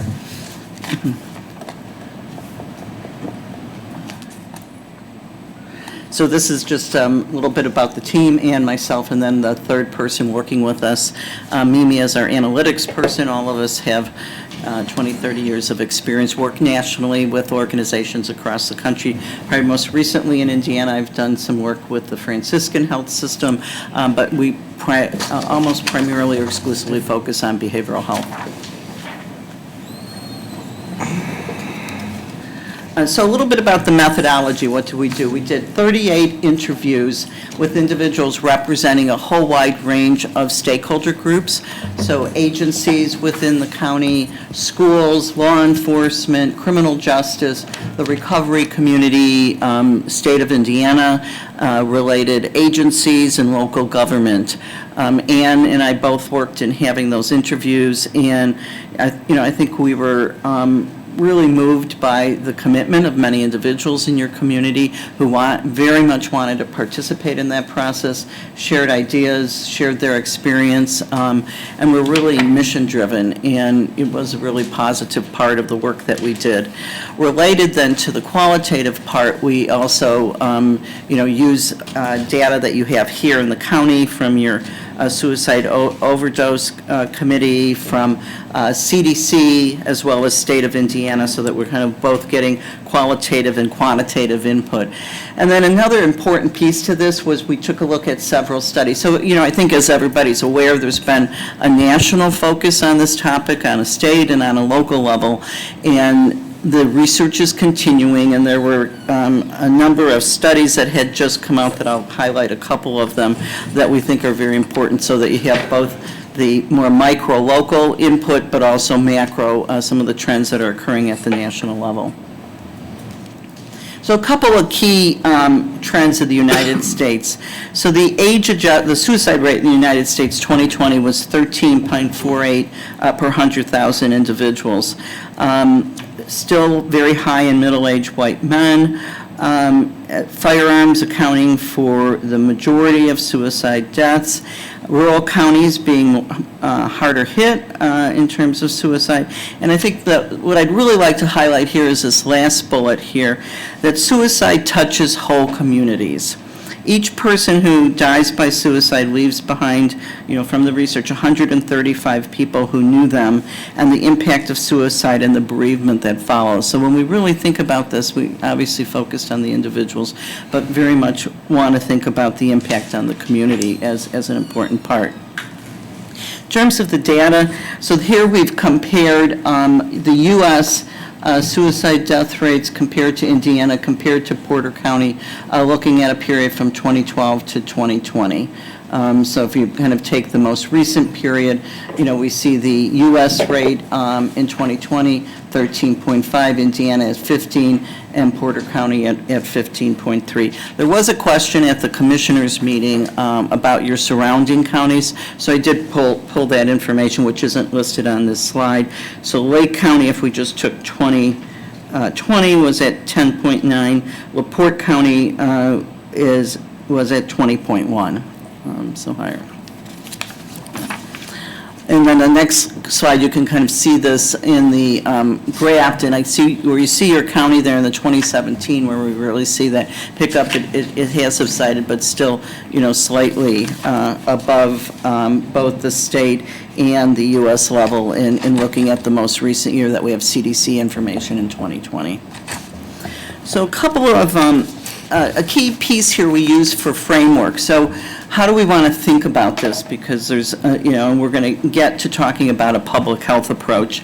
This framework is a framework that's being used nationally and from the Suicide Prevention Resource Center, talking about the different components that are important to be in place in a community, in having a community focus on suicide awareness and prevention. So if you look at this, there's the first of the key there at the top is this idea of engaging people with lived experience, and this is being very much discussed in research in the field. And what this means is that we need all hands on deck, if you will, that this isn't just a focus for individuals in the professional community, that individual in the peer and lay community need to be involved, and particularly important individuals who've had this experience. And you're probably familiar with that in the substance use and addiction, the peer support, 12-step groups, and some of those same concepts now are coming here. So we need to be in the churches, we need to be in the businesses having these discussions. It cannot be exclusively the focus of the professional community to be most effective in building a community program. The second part of the success is this partnerships and collaboration. So no one agency or organization is going to be able to take this on. We're going to need to have, obviously, we need leading behavioral health agencies and organizations, but we also need the health systems, because we know about comorbidity of behavioral health and mental health issues with health issues. As I mentioned, we need the employers, we need the schools to be involved. I mean, this is a discussion. We need to make this speakable, in the schools as well, so that we have a real wraparound approach.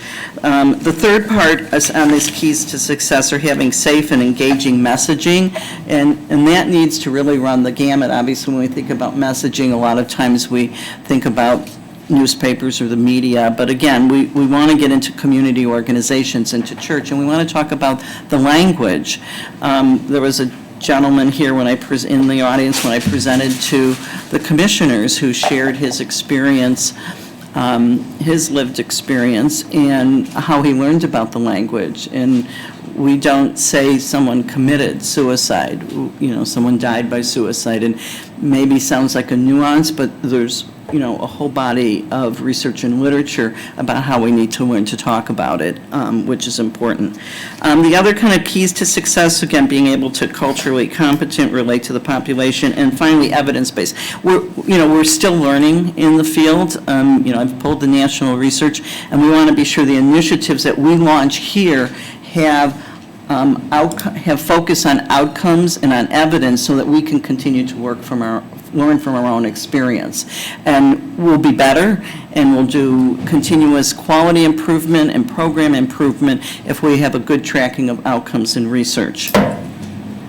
So two studies I just want to highlight that I think will lead us to this importance on having a public health approach that just actually were published in January of 2022.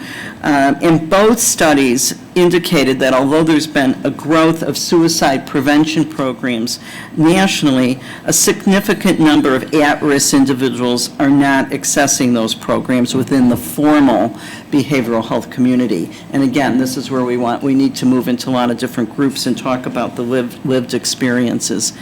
And what's important is that the authors shared that several factors contributed to the non-use of mental health services. Stigma, the desire to be self-reliant, limited access, negative attitudes, or negative experiences with the mental health system. And one of the studies suggested that 2/3 of the individuals in a previous year who had a suicide experience had not had contact with the formal mental health or behavioral health system. So what the authors suggested is, again, more peer supporters, more diverse providers, pushing into health systems, and a real public health approach that includes the formal treatment system, but is more than the formal treatment system. And so you'll see in the next slide, this is where we begin to talk about having a public health model for suicide awareness and prevention. And there are 4 major components of this. So when we talk about treatment, you see the third layer there, the treatment, that's actually individuals going and getting services, could be counseling services but before we get to that, we really want to talk about what can we do. This framework uses promotion. A lot of times we talk about that section as awareness. How can we get awareness out there? How can we do prevention? And with prevention, we're looking at early identification and what are the protective factors that we can put into place. And again, a big piece of that is also learning to talk about stigma and how we make this speakable and how we help individuals feel safe talking about this within their families, within their churches, within the various groups that they're part of. I'm sorry, if we could just go back for a minute. At the final one there at the end, the recovery, and again, this is, unlike some other areas in medicine, many individuals with behavioral health, mental health, and substance use issues are in lifelong recovery. So although there may be an intervention at the treatment process, we need to be sure that there continues to be the kind of support systems that are out there to be able to be available to them, to support them. And, if there's a relapse, that they're able to get services again, and we talk about being on a path to recovery as a big part of what we do. So the key findings from the study, to the county's credit, there are several evidence-based suicide awareness and prevention training programs and outreach programs that are currently being offered in the county. There's the QPR program, the mental health first aid, and sources of strength. And organizations participating in these training programs have included agencies, law enforcement, the schools, veterans group, and others. And several tools are being used by professionals in the community for suicide identification, intervention, and support. These are a couple of the training tools. There's also several initiatives going on in developing integration of behavioral health and physical health. The FQHCs are offering behavioral health services. Porter Stark is exploring a CCHHC. Primary care physicians now are using 2 instruments that help identify mental health issues within a primary care visit with their physician, there's been some good evidence in that area. And there's several Porter County task force and councils that are actively involved in suicide awareness and prevention. The participants in the interviews identified 4 key areas for focus and improvement.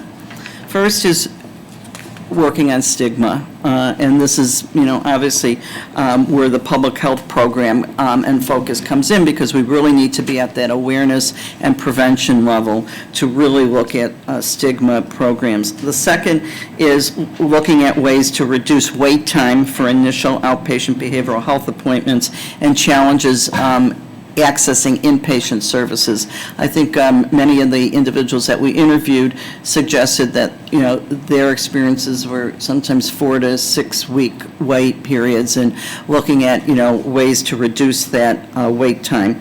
Third was the fragmentation of initiatives, and so what happens is there's a number of different organizations and groups and task forces, and that is great, and it's it's grassroots and it's mission-driven, but a lot of times there's gaps then between them, overlap or fragmentation between initiatives.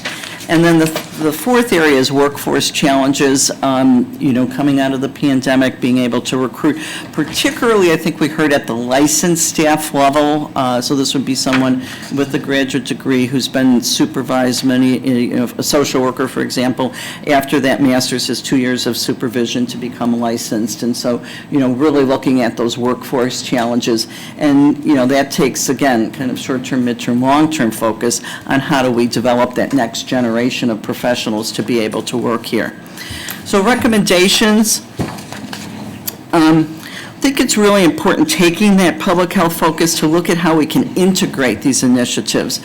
Again, there's this body of grassroots initiatives, but we want to be sure the right hand knows what the left's doing and that they come together, that we get the synergies going. So we want to be sure there's county-wide participation in these training programs. As I mentioned, there's very good, they're evidence-based programs that are here, but how do we get them out within the county so that we have a greater level of participation? Two, we want to be sure that we are managing the participation and the outcomes of these programs. So it's a great thing to train, but then the next generation is how do we go back and research how many people use that training and what were the outcomes? And did they have an intervention with an individual where there was a suicide situation? What did we learn from that? And how can we have a tracking and outcomes and database system so we can learn how the training is doing and continue to build on that.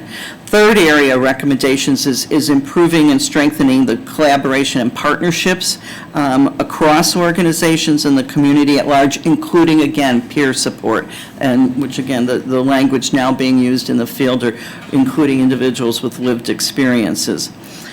Fourth is evaluating models and processes to enable more timely access to outpatient services. So maybe that is a group that someone goes, maybe that's having a center where we can do more quick intervention to get individual engaged at that immediacy of that first identified need, to be able to sidestep then the possibility of losing that connection because of a waiting list to be able to access services. Again, next one is, again, developing this engagement on individual, community, societal level and focusing on the areas in the public health model. in focusing on developing a county-wide stigma reduction program. And then finally, continuing this work on integration of physical and mental health. I had an opportunity to talk with staff from the hospitals, and there, certainly are a lot of very positive initiatives there that should continue to be fostered and include.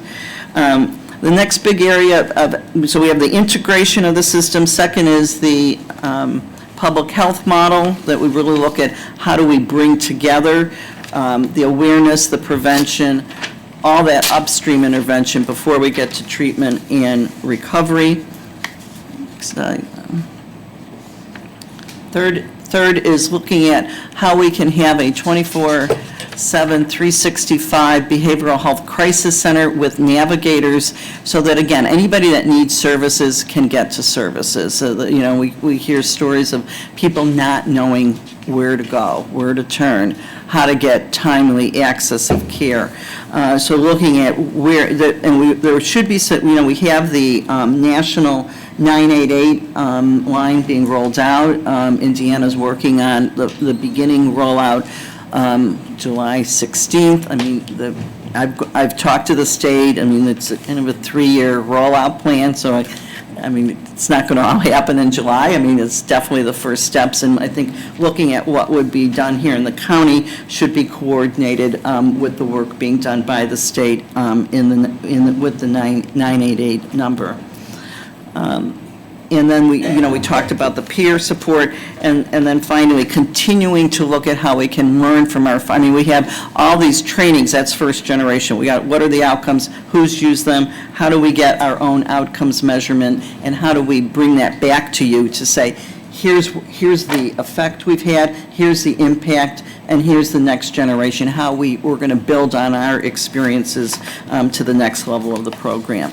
So in terms of next steps, our recommendation, certainly is to be sure, and I think this has happened by publishing it, that these findings and recommendations are shared with the participants, particularly everybody that, we had people who were very motivated and enthusiastic about being part of the interview process so that they hear the results of the assessment. And then as with any consulting report, we think it's really important that you take the findings to understand the recommendation, and that there's an implementation action plan, because again, I think as you see these recommendations, obviously I'm going through them as an executive summary. There's some that could be immediate, some that may be midterm, and some, looking at the outcomes and getting to the second and third generation are going to be longer term. So there needs to be an implementation action plan so that you manage the change process going forward. Questions? I've got a question. You had interviewed multiple organizations about this, and mine was one, and I thank you for that. Yeah. Now, is there a way that there's probably some out there that you interviewed I have no idea exist, and vice versa. Right. Do you plan on giving us that information so that I can, being one of those groups that has an active role in this, that we can communicate with each other and come together? Yeah, well, in the report, we have the names and the contact information for everyone we talk to. Okay. There's an email address for everybody that involved, and I'm, happy to individually talk with you about it as well. What happens in, I'm sure you can understand and appreciate this, some of the funding is, let's say an organization starts a program that's grant funded. Well, that grant is for their individual program, so how do we where's the crosswalk between all these programs so that we get the synergy and it could be a grant that's for 4 years, let's say, and then they're looking, where does it go from that? So how do we bring this into, a true public health community-based program? And again, these solo initiatives are great, but, the word a number of people, 2 words that folks used with us is that there's a number of silos and there's a lot of fragmentation. And again, I don't think that that's, really to be thought of as a criticism. Some of it is the way funding comes, that it's an individual program gets funded at an individual organization, but we need some umbrella so that we're getting the synergies, we're being sure that there's not gaps, and that we're getting we're rolling up the outcomes data so that we really see how we're making a difference here. Again, with all of this enthusiasm and mission, how do we become, the best version of ourselves in all of this?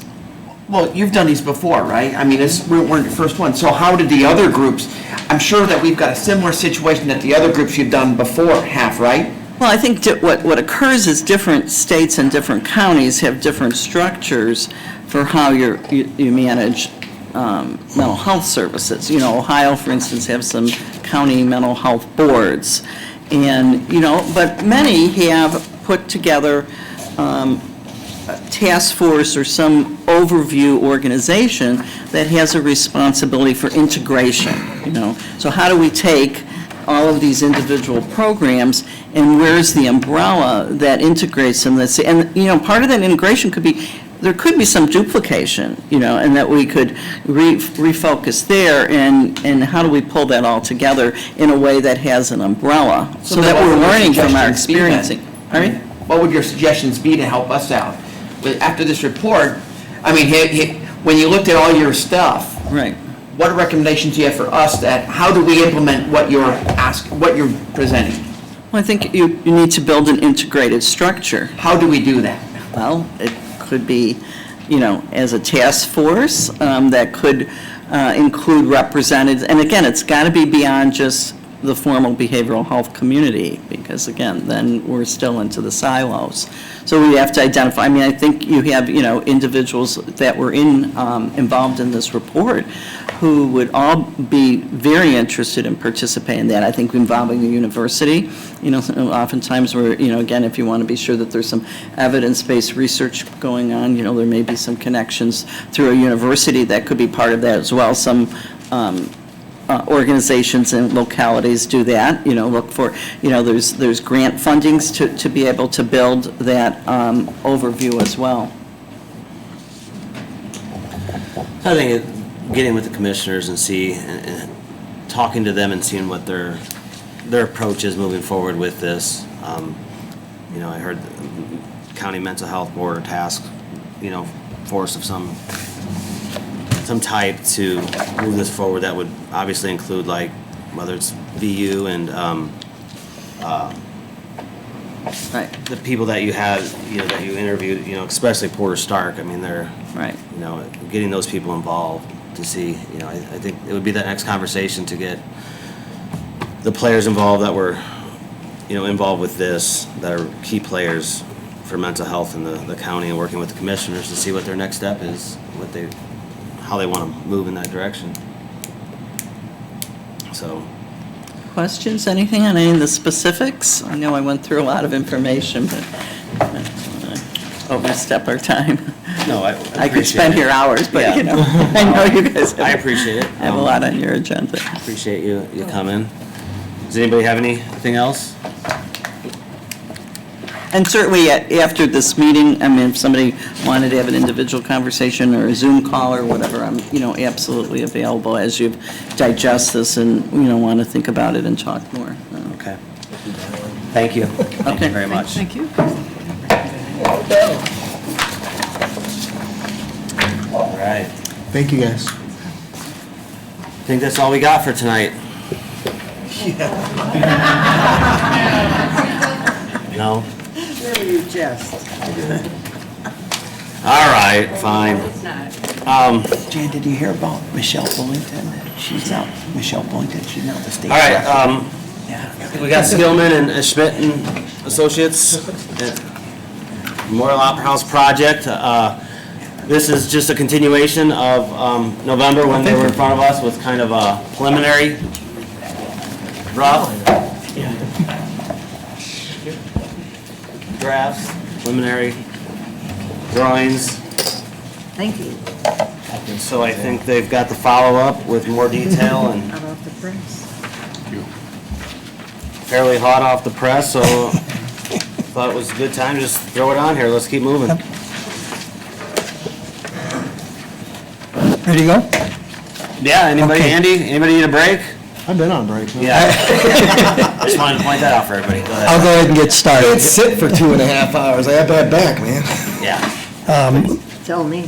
My name is Scott Cherry. I'm with the Skillman Corporation. We're the construction managers for the project. With me this evening is Brad Brudout with Schmidt and Associates, they're the architects and engineers, and Scott McDonald, who's the executive director of the Memorial Opera House. Here to talk about the Memorial Opera House additions, renovations, it's been called. Little history on the building. It was built in 1893 as to commemorate veterans of the Civil War.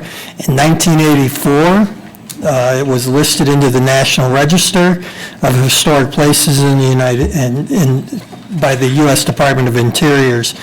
My research showed that back in 1967, it was remodeled, and again in 1996, there was a remodel, renovation, and then nothing has really happened beyond that other than some Band-Aids and some upgrades as needed, except in 2013 there was an emergency roof repairs made. So that's what it tells us. So as I looked in and got into the building, it looks, I like to call it preservation and restoration along with the renovations and additions. It's a great jewel for Porter County and, of course, downtown Valparaiso here. A little bit of background. In 2017, the Skillman Corporation was fortunate enough to work with you folks on their capital projects improvements. At that time, the goal was to provide upgrades to county-owned facilities that would give you 20 to 30 years of life. The upgrades would include ADA accessibility, security to the buildings where appropriate, improvements to the envelope, roofs, windows, more efficient windows, and new, more efficient HVAC, heating, ventilation, air conditioning systems, plumbing and electrical upgrades. The idea there to lower operating costs and, of course, reduce maintenance costs for the future. At that time, the Memorial Opera House was on the list, but from a priority standpoint, the commissioners and the council elected to move forward with projects such as the Expo Center renovation, the North Annex and Portage, this building, along with the county, I said this building already. So it's time now, I think, to look at the Memorial Opera House. Those buildings were successful. So in July of 2018, Schmidt and Associates was hired to do a building assessment. To no surprise, many of these things that we set out as a goal in the previous program were evident. Roof, bricks, masonry restoration needed to be done. Windows were inefficient.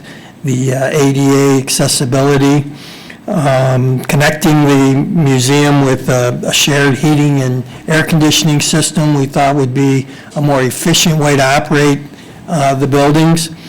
And again, in summary, it needed to be preserved, restored, renovated, and facility and space added to make it economically self-sustaining, attractive to the community, such as the Expo Center and some of those others that are used for multiple reasons. So with that, I'll turn it over to Brad, and he can use the PowerPoint and show you what we come up with. Okay. Thank you, Scott. Evening, council members. So the first slide you see up here is the Memorial Opera House and the old sheriff's quarters and jail portion. And Scott really hit the nail on the head. And this project's goal is to kind of restore and preserve these existing historic buildings while really enhancing the user experience associated with it. Looking at the exterior improvements, one of the main things we're doing is the masonry restoration. So trying to replace some of the brick, do some of the tuck pointing, and then we're also replacing windows. So making sure the exterior of these two buildings are weather tight. It'll go a long way to preserve these buildings for many years to come. At the end of the project, both buildings are going to be operated by Memorial Opera House. So the old sheriff's quarters, there'll be space in there allocated to the staff of the Memorial Opera House as well. So there is a new connector proposed between the two buildings that will provide that interior circulation between the two buildings, and a lot more advantages that I'll get into in a little bit. Part of this project will have kind of new streetscape. It'll have new hardscape for reworking the existing Opera House entry and then providing a new entry for the building addition. With some new streetlight poles that'll match the rest of the downtown, and improving storm drainage that there's issues on site with right now. And then also highlighting some of the historic features like the limestone plaque on the front of the Memorial Opera House. Using a light to just highlight that at night and kind of show it off. Is that this plaque right in the middle there? It is, yes. Next slide, please. Going to inside the building, starting in the lobby of the Memorial Opera House. The existing lobby currently holds the box office and bar area in it now. And we're proposing to move that into the existing restroom areas, and moving the existing restroom areas into the new building addition. That'll allow us to add fixtures to the restroom counts and be able to support the amount of people that the auditorium can hold. It'll also let the lobby function as a surge space, where you have more open space there, and it allows the box office and bar area to kind of have their designated spaces. The new addition has an accessible entrance to it, and it also allows for an accessible entrance into the old sheriff's quarters areas, where we're adding multi-purpose spaces for the programs that the Memorial Opera House is going to have with the kids and with other theater groups. Also to note, which a lot of times gets overlooked just because you can't see it, is building infrastructure. So we are replacing the majority of the mechanical equipment. One benefit to the new building addition between the two is being able to use shared systems between the Memorial Opera House and the sheriff's quarters over there. So being able to place a unit in the middle of those two and being able to take advantage on both sides is very helpful. And then there's also lighting upgrades, lighting controls, new plumbing throughout. The sewer systems is being replaced coming out of the building. There is blockage there, so it's definitely needed. And then new domestic line running as well for the plumbing system. And then the entire building will be on one fire alarm system as well when we're done. Next slide, please. So here are a couple images of the new lobby space in the Opera House. It's much more open. You can see the bar there on the bottom image, and on the top image, we're showing a graphic for kind of to highlight the history of the building. So not saying that image is going to go up there, but saying here's an opportunity to kind of highlight the history of the Opera House. As part of the renovation, we are replacing all the auditorium chairs as well. So up there is an image of what we're planning. It's a much more historic side panel, nice wood backing, very nice detail to just enhance that space. Are these for bigger people? They're not like Wrigley seats where they're really small and big people can't fit in there? They're a little bit bigger, but we want to make sure we get the seating. I count get as it, well. but yeah, you don't want people taking two chairs, so that's what I'm asking. It happens at Wrigley, bro, it's not a joke. I don't have a problem. I don't. Next slide. I don't either, unless you're sitting next to someone like that. Here are a couple images of the building addition. We really want to focus on adding some art in that building addition. The image on the bottom right there is kind of an art installation with some lighting backing to it as an idea. And then the upper image kind of shows that two-story volume that we've got. Because we're dealing with two different buildings here that are at two different levels, we had to step the addition so that it hits the existing buildings right at the right location. So it created a nice step effect, and it allows us for kind of a two-story volume and a single-story volume, and allows a lot of natural daylight to come in there. And the image in the middle kind of shows you an example of what we're planning to do with the lighting, with kind of different levels, and just have it kind of dance through the space as you go farther back into the space. Next image, please. Here we're kind of highlighting, we want to make sure we're keeping the portions of the building that we can really highlight. This is one area where it's a very nice entry point to the Opera House.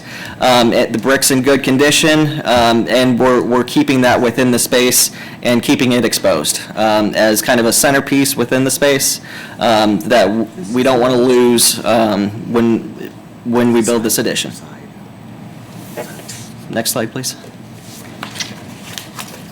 Looking at the second floor of both these buildings, we're looking at a laundry configuration of moving some of those offices that is currently up there into the adjacent building. This allows to get a little more space over there, create some additional offices that are needed that just didn't fit in the existing building. These buildings were created for a different space criteria than we deal with today, and they don't always allow for expansion. We are also replacing the auditorium seating up there, upgrading the finishes, and then relocating the control room from the first floor to the second floor to provide a little more space for seating on the first floor. Next slide, please. And then here's an image of that lounge area. Opening up the space. You've got seating areas on both sides. You've got an island bar up there. Just a nice space to rent out, to use as a VIP space or however you want to use it, but could be used many different ways. Next slide. And then here's kind of a collage of the interior finishes. It's really a classic color combination, but it gives you an idea of the overall feel of what the building's going to feel like when it's completed. Next slide. And then I'm going to turn it over to Scott. Sure. To talk about the existing building. Sure.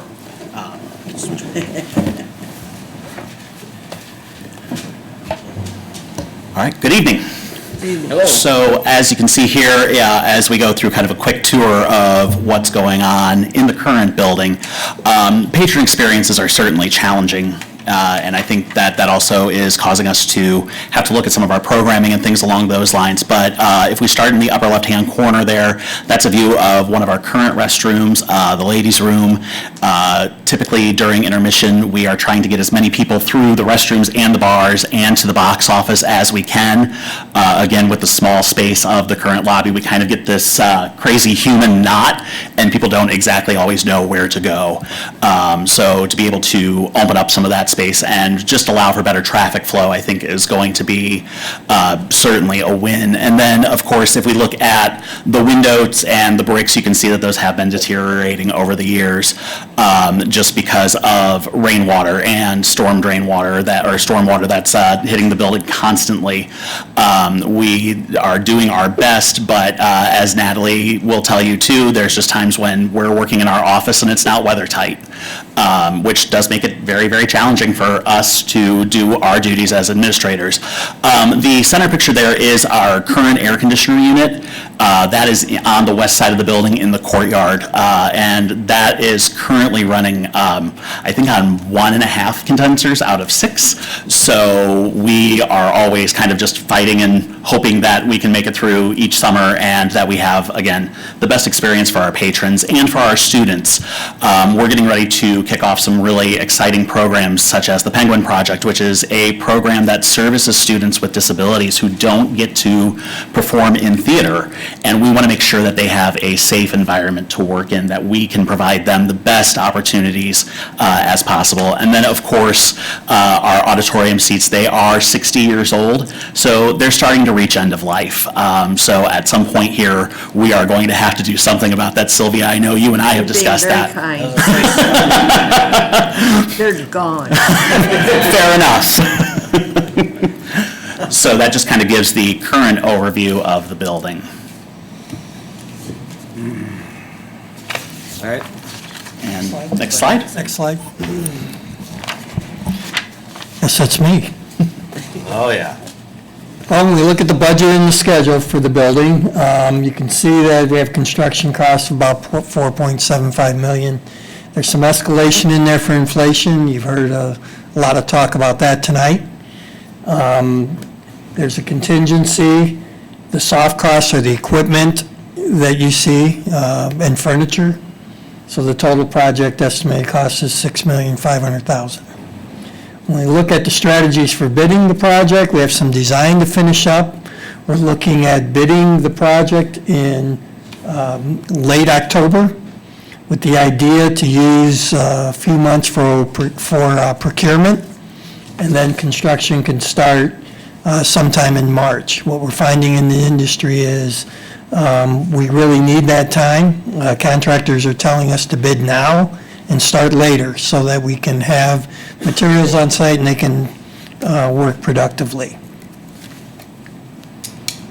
Be happy to answer any questions. That's interesting, the procurement. Well, That's a new one in my 25 years of, well, with Skillman. We have to think outside the box. what you're saying is that material, you just can't go out and order it, and a few days later, it's here. Yeah, beginning probably last year, we were getting crazy delivery dates. Mechanical equipment that used to be 14 to 16 months is now 30 months. 30 weeks, I'm sorry, I said months, weeks. We have transformers that are a year out, they're telling us right now. So what we're finding is, again, you have to be real cautious of the strategy of building when you start to make sure that you have a good handle on when these things are coming, because the worst thing that could happen is you get in the middle of the project and find out you don't have chillers, for example, to air condition space, which stops you from putting in some of the finishes, and then it sits for a while and you have problems. So we're getting smart over the year of how to approach these projects, but it does change monthly for us. Is it gonna be challenging, you're gonna put sprinkler systems in, is that, in an old building like that, is that gonna be really challenging to? So we're not planning to sprinkle the entire building. There is a portion of the existing building that's already sprinkled. We are planning to sprinkle the building addition, but we wouldn't go back in and try to sprinkle the entire, both buildings. And that complies with the? It does. Oh, okay. And I know Scott may be surprised that I'm gonna ask this, but where are the statues in this that go up top? The what? Did you see the original design of that building had two statues up top, where the little round structures are? Yes. So we're gonna put We will. Scott and Andrew up there, Yes, right? yes. You and me, Greg. Oh, all right, that's fine. No, in a weird way, I have to ask this, because I'll be thinking about it later. Is it possible, if we were to fundraise, I'm just throwing this out, I just wanted to get it out there right now. If we were to fundraise for that, is it possible for statues to go up just like the original plan? I know it sounds weird, but Were there ever statues there? They were just No, in outside? original design. Oh, it was just designed? They were in the design. We'd have to look at structure and all that to see if that's even remotely possible. Okay. Where did you Because- ever see that? I saw an original design, it just looked so cool. I'm looking at But I mean, again, if I went home and didn't ask, I'd be, and There you go, you've asked. Thank you, Sylvia. Thanks, Sylvia. Thank you, Sylvia. Thanks a lot. Hey, Scott, when they were talking about this learning stuff going on in the connector building, it seemed pretty cool you would learn about the buildings. Is that something that, and I don't know, is the Memorial Opera House open now for like Monday through Friday? If people are walking down the street, could they go in there and learn about it? Or? Absolutely. We are working limited hours right now in the box office, but Natalie, Stretch, myself, any of our staff are there. Our board's always available too, so if somebody wants to come through, take a tour, anything along those lines, they can just ring the bell, we'll come down, we'll happily show people around, and we will show them every nook and cranny of the building. So, because we are very, very proud of what we do have. So, and happy to share the history. Again, the fact that it's a living memorial and, the lawmakers back in 1893 didn't want this to just be a plaque or a statue. That speaks volumes to me. I think it speaks volumes to a lot of people in this room, that it's a living memorial still serving its original purpose. So we love to show that off. And you guys do some great work there. I compliment you again. Thanks. I really like the way you connected the buildings this time. This is different than, and I love it. It's more of a graduated. Sure. You know, I just really enjoy that. And I'm gonna tell you, I noticed the prices have gone up, and they're going to keep going up. We've got, in my opinion, we've got to really move on this, because it's not gonna get cheaper, ever. So, that's all I'm gonna say about it. So to build off of what Sylvia, the renovation addition, I guess one thing I'd just like to add, preservation, because I think that was some concern of the connector piece of destroying, you know, as you try to connect the two buildings together, is destroying that, but it, you know, it looks like you guys made some adjustments, or, you know. And I'll add to that of, we're really building in front of any historic feature. We are opening a couple new openings just because we've got to get from building to building. But most of the walls and stuff are going in front of what the structure already is today. So if you ever decided, hey, we want to get rid of that connector, you could tear the whole thing down, and you would be able to restore what was there previously. So we're really trying to preserve it and almost encapsulate it to be there forever. Yeah, and to that connection piece, which I think is an important piece, the early iterations of that, you know, there certainly were some questions back and forth, and looked a little clunky almost, and so I agree with Sylvia that as you look at this as much better, and the openness and the transparency with the glass and so forth, it does wonders for it. And I think it's a tough position to be in, to try to preserve and then also connect. And it's a little difficult, you know, on the conceptual. It's a little difficult to imagine exactly what that would look like, but I trust that every effort in terms of trying to help it blend into the existing structure and the preservation of that, both buildings, I think is really, really critical. And I know I'm sure you've looked at it. I don't know if this is the final answer design, if there's other things that we might want to consider or look at, but. Well, that's one of the reasons we use kind of the glazing, a lot of store or curtain wall there, and then with some aluminum accents. Not trying to use a brick again, because it's just you've got a third brick in there. Right. Trying to use different materials that will kind of blend the two buildings together and really keep the historic features of both those existing buildings with. Yeah, this is greatly improved from the previous design.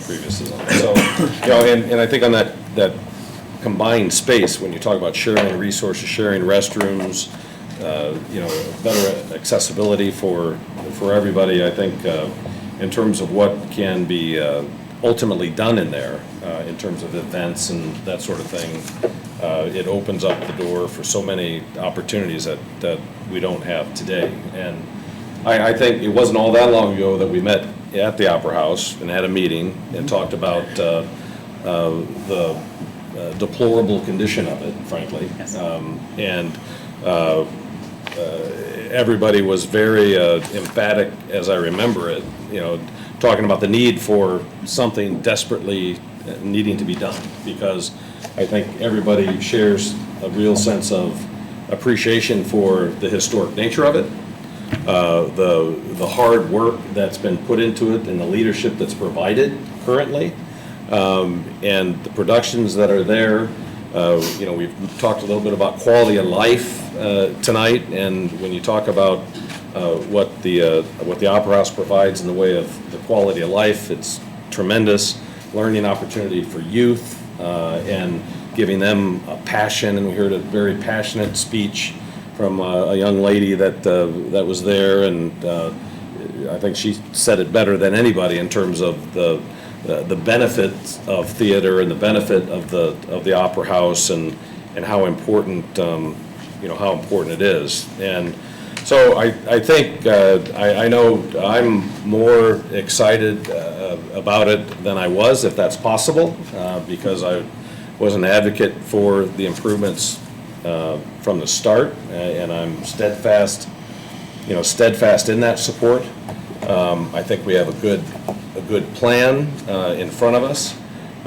Surely it costs money to preserve it, but as you look at the structure, and Scott, you got stuck with the tough pictures of how it looks today, and they got to show the shiny component of it, but when you see crumbling bricks and windows that aren't watertight, I mean, that's, in my view, that's shameful, in the sense that that's not only is it a historical monument, but it's also a county asset. I mean, and I think that's how we have to look at it. And this council, and over the last 7, 8 years plus, we have focused on taking care of our assets. And that starts with, I think the animal shelter was one that was in a horrible shape, and we replaced it and did the right thing. The Expo Center was another, great asset for the county, but it was underutilized and wasn't as well maintained as it could have been, should have been, for a variety of different reasons. Courthouse, another historical monument, downtown Valparaiso, was repaired and renovated. And speaking to the $30 million project that we had when we first bonded for this work to be done. The administration building, 157 Franklin, it's a newly renovated space where now E911 is there, and the prosecutor's office is there, and that's a building that we can all be very proud of. So the North Annex up in Portage, we renovated, restored, added on to the court up there, and we also added a community space for the food pantry and so forth. So the focus has been and should continue to be on taking care of our assets. Touched about roads and bridges too, and that's intentional from my perspective, because that's an important part of what we should be focused on and taking care of as well. I mean, that's the duty of county government in my mind. And I think, and we've said this before, where I think we should all feel very fortunate. For those of us who live in Porter County, should feel very fortunate about living in Porter County, because it has so much to offer. When we talk about that quality of life and opportunities that people are afforded, and I think we have to do everything we can to further emphasize that. And so with the foundation, we had a foundation, and for those of you who sat through that meeting as well, we appreciate your patience for that too. But I think that speaks to how and why the county's in a position we're in, is because we've been good stewards of the county finances, and we've been good stewards of the hospital foundation. And without a doubt, there were calls when the foundation money became available, spend it, give it away. And the board took a different approach, which we all should be very thankful that we did. And so, we sold the hospital. A little bit of history. Is Kevin here? Kevin's not here. He'd give the better history story. But the current history, in 2007, we sold the hospital and got a big chunk of money that everybody's familiar with. For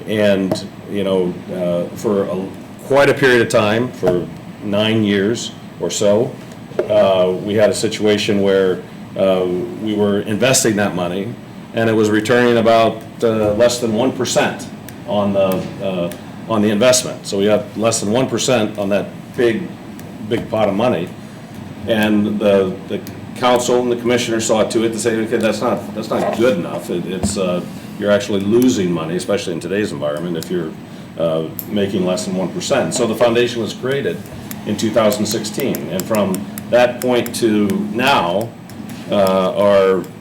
since inception of April 1st of 2016, we've seen a return of 8.6% on those funds. And that's what has allowed us to do the $30 million bond and the $20 million bond, because I don't want to take any more time and talk about stormwater, but I could talk about that for a while too. But we've made some good decisions, and the county is benefiting from those decisions. And in my view, as we look at what else is there to take care of, number one, we're going to take care of our assets, and that the Memorial Opera House is our asset. The old museum is a county asset, and it's our duty to take care of those. And there's a couple of others that need work too, and we've been in the process of studying the county jail, because it's aged. It's not quite 1893 aged, but it's aged and needs renovation, needs some work.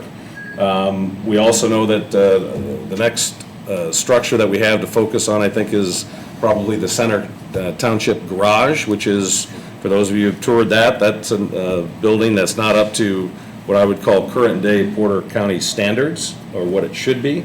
So I think we need to, talk about that building as well.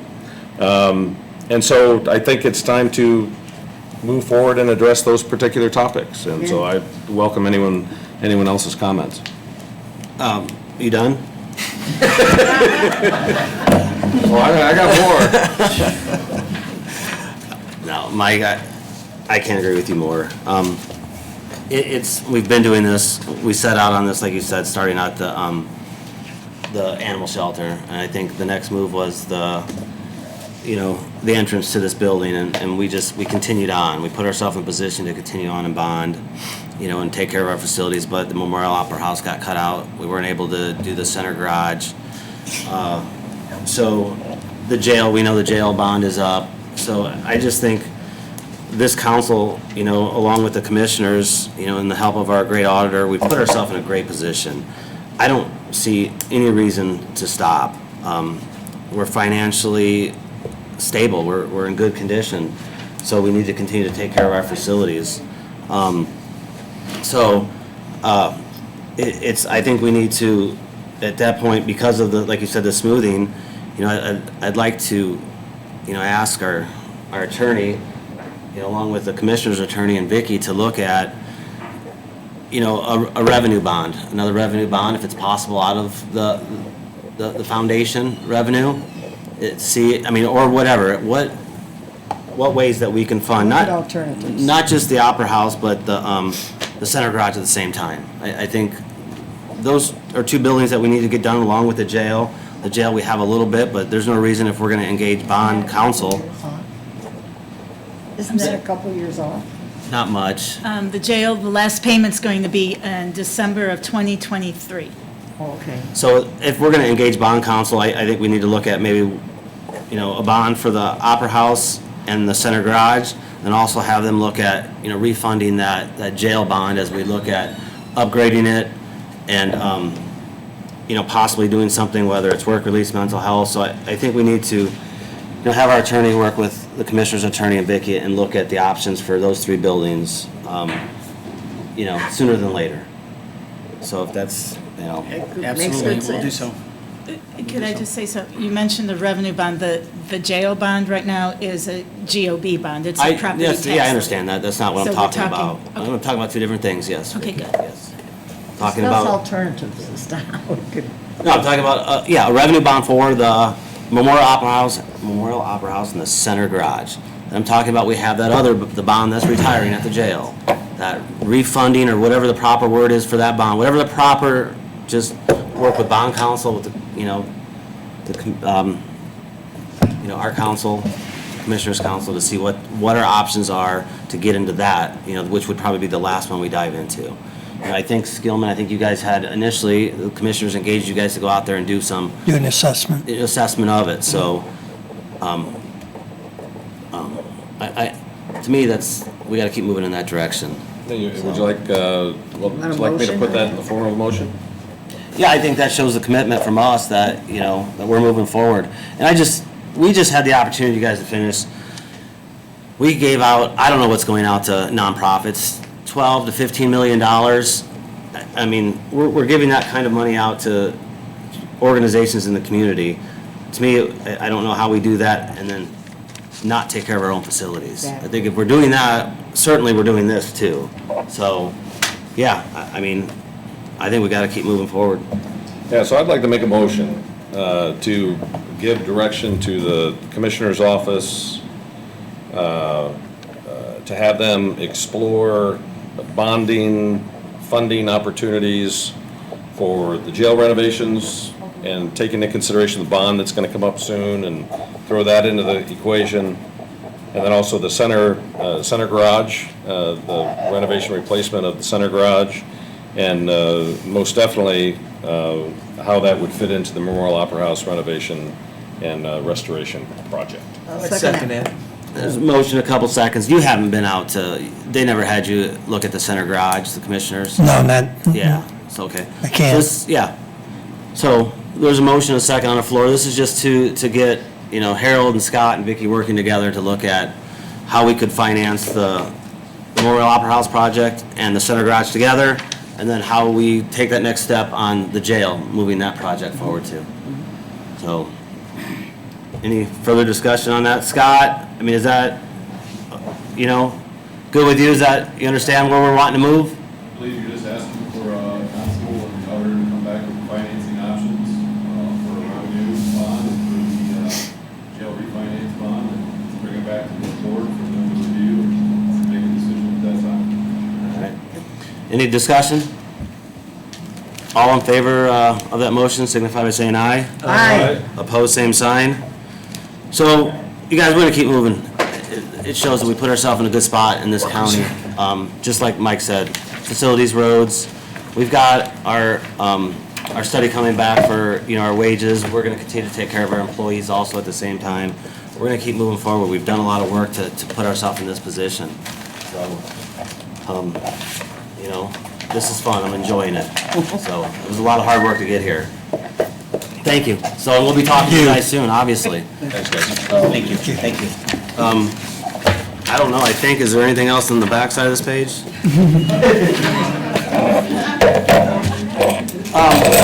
All right, so, yeah, I'll open it up for public comment. I'd say keep it quick, it's 8 o'clock, but I'm certainly, you know, everybody's got a right to speak, so if anybody would like to say anything from the public that's relevant to something that was discussed today, feel free to step up. I just think, gentlemen, great comments, and if anybody's been to the Opera House and heard artists from all over the United States say, do you know what a gem you have in your community? We've sung all over the United States, and to come here, it's an amazing place. So hopefully we can preserve that and move forward.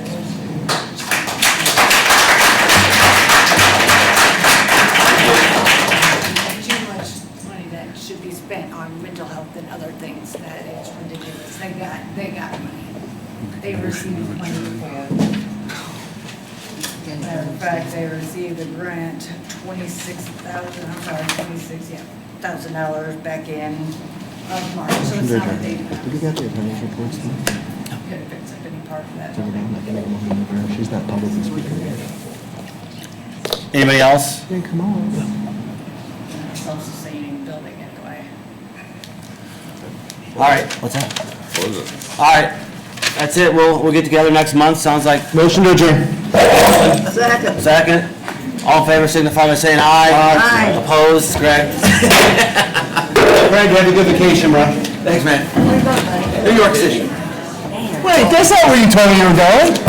That's exactly where I told you I was going.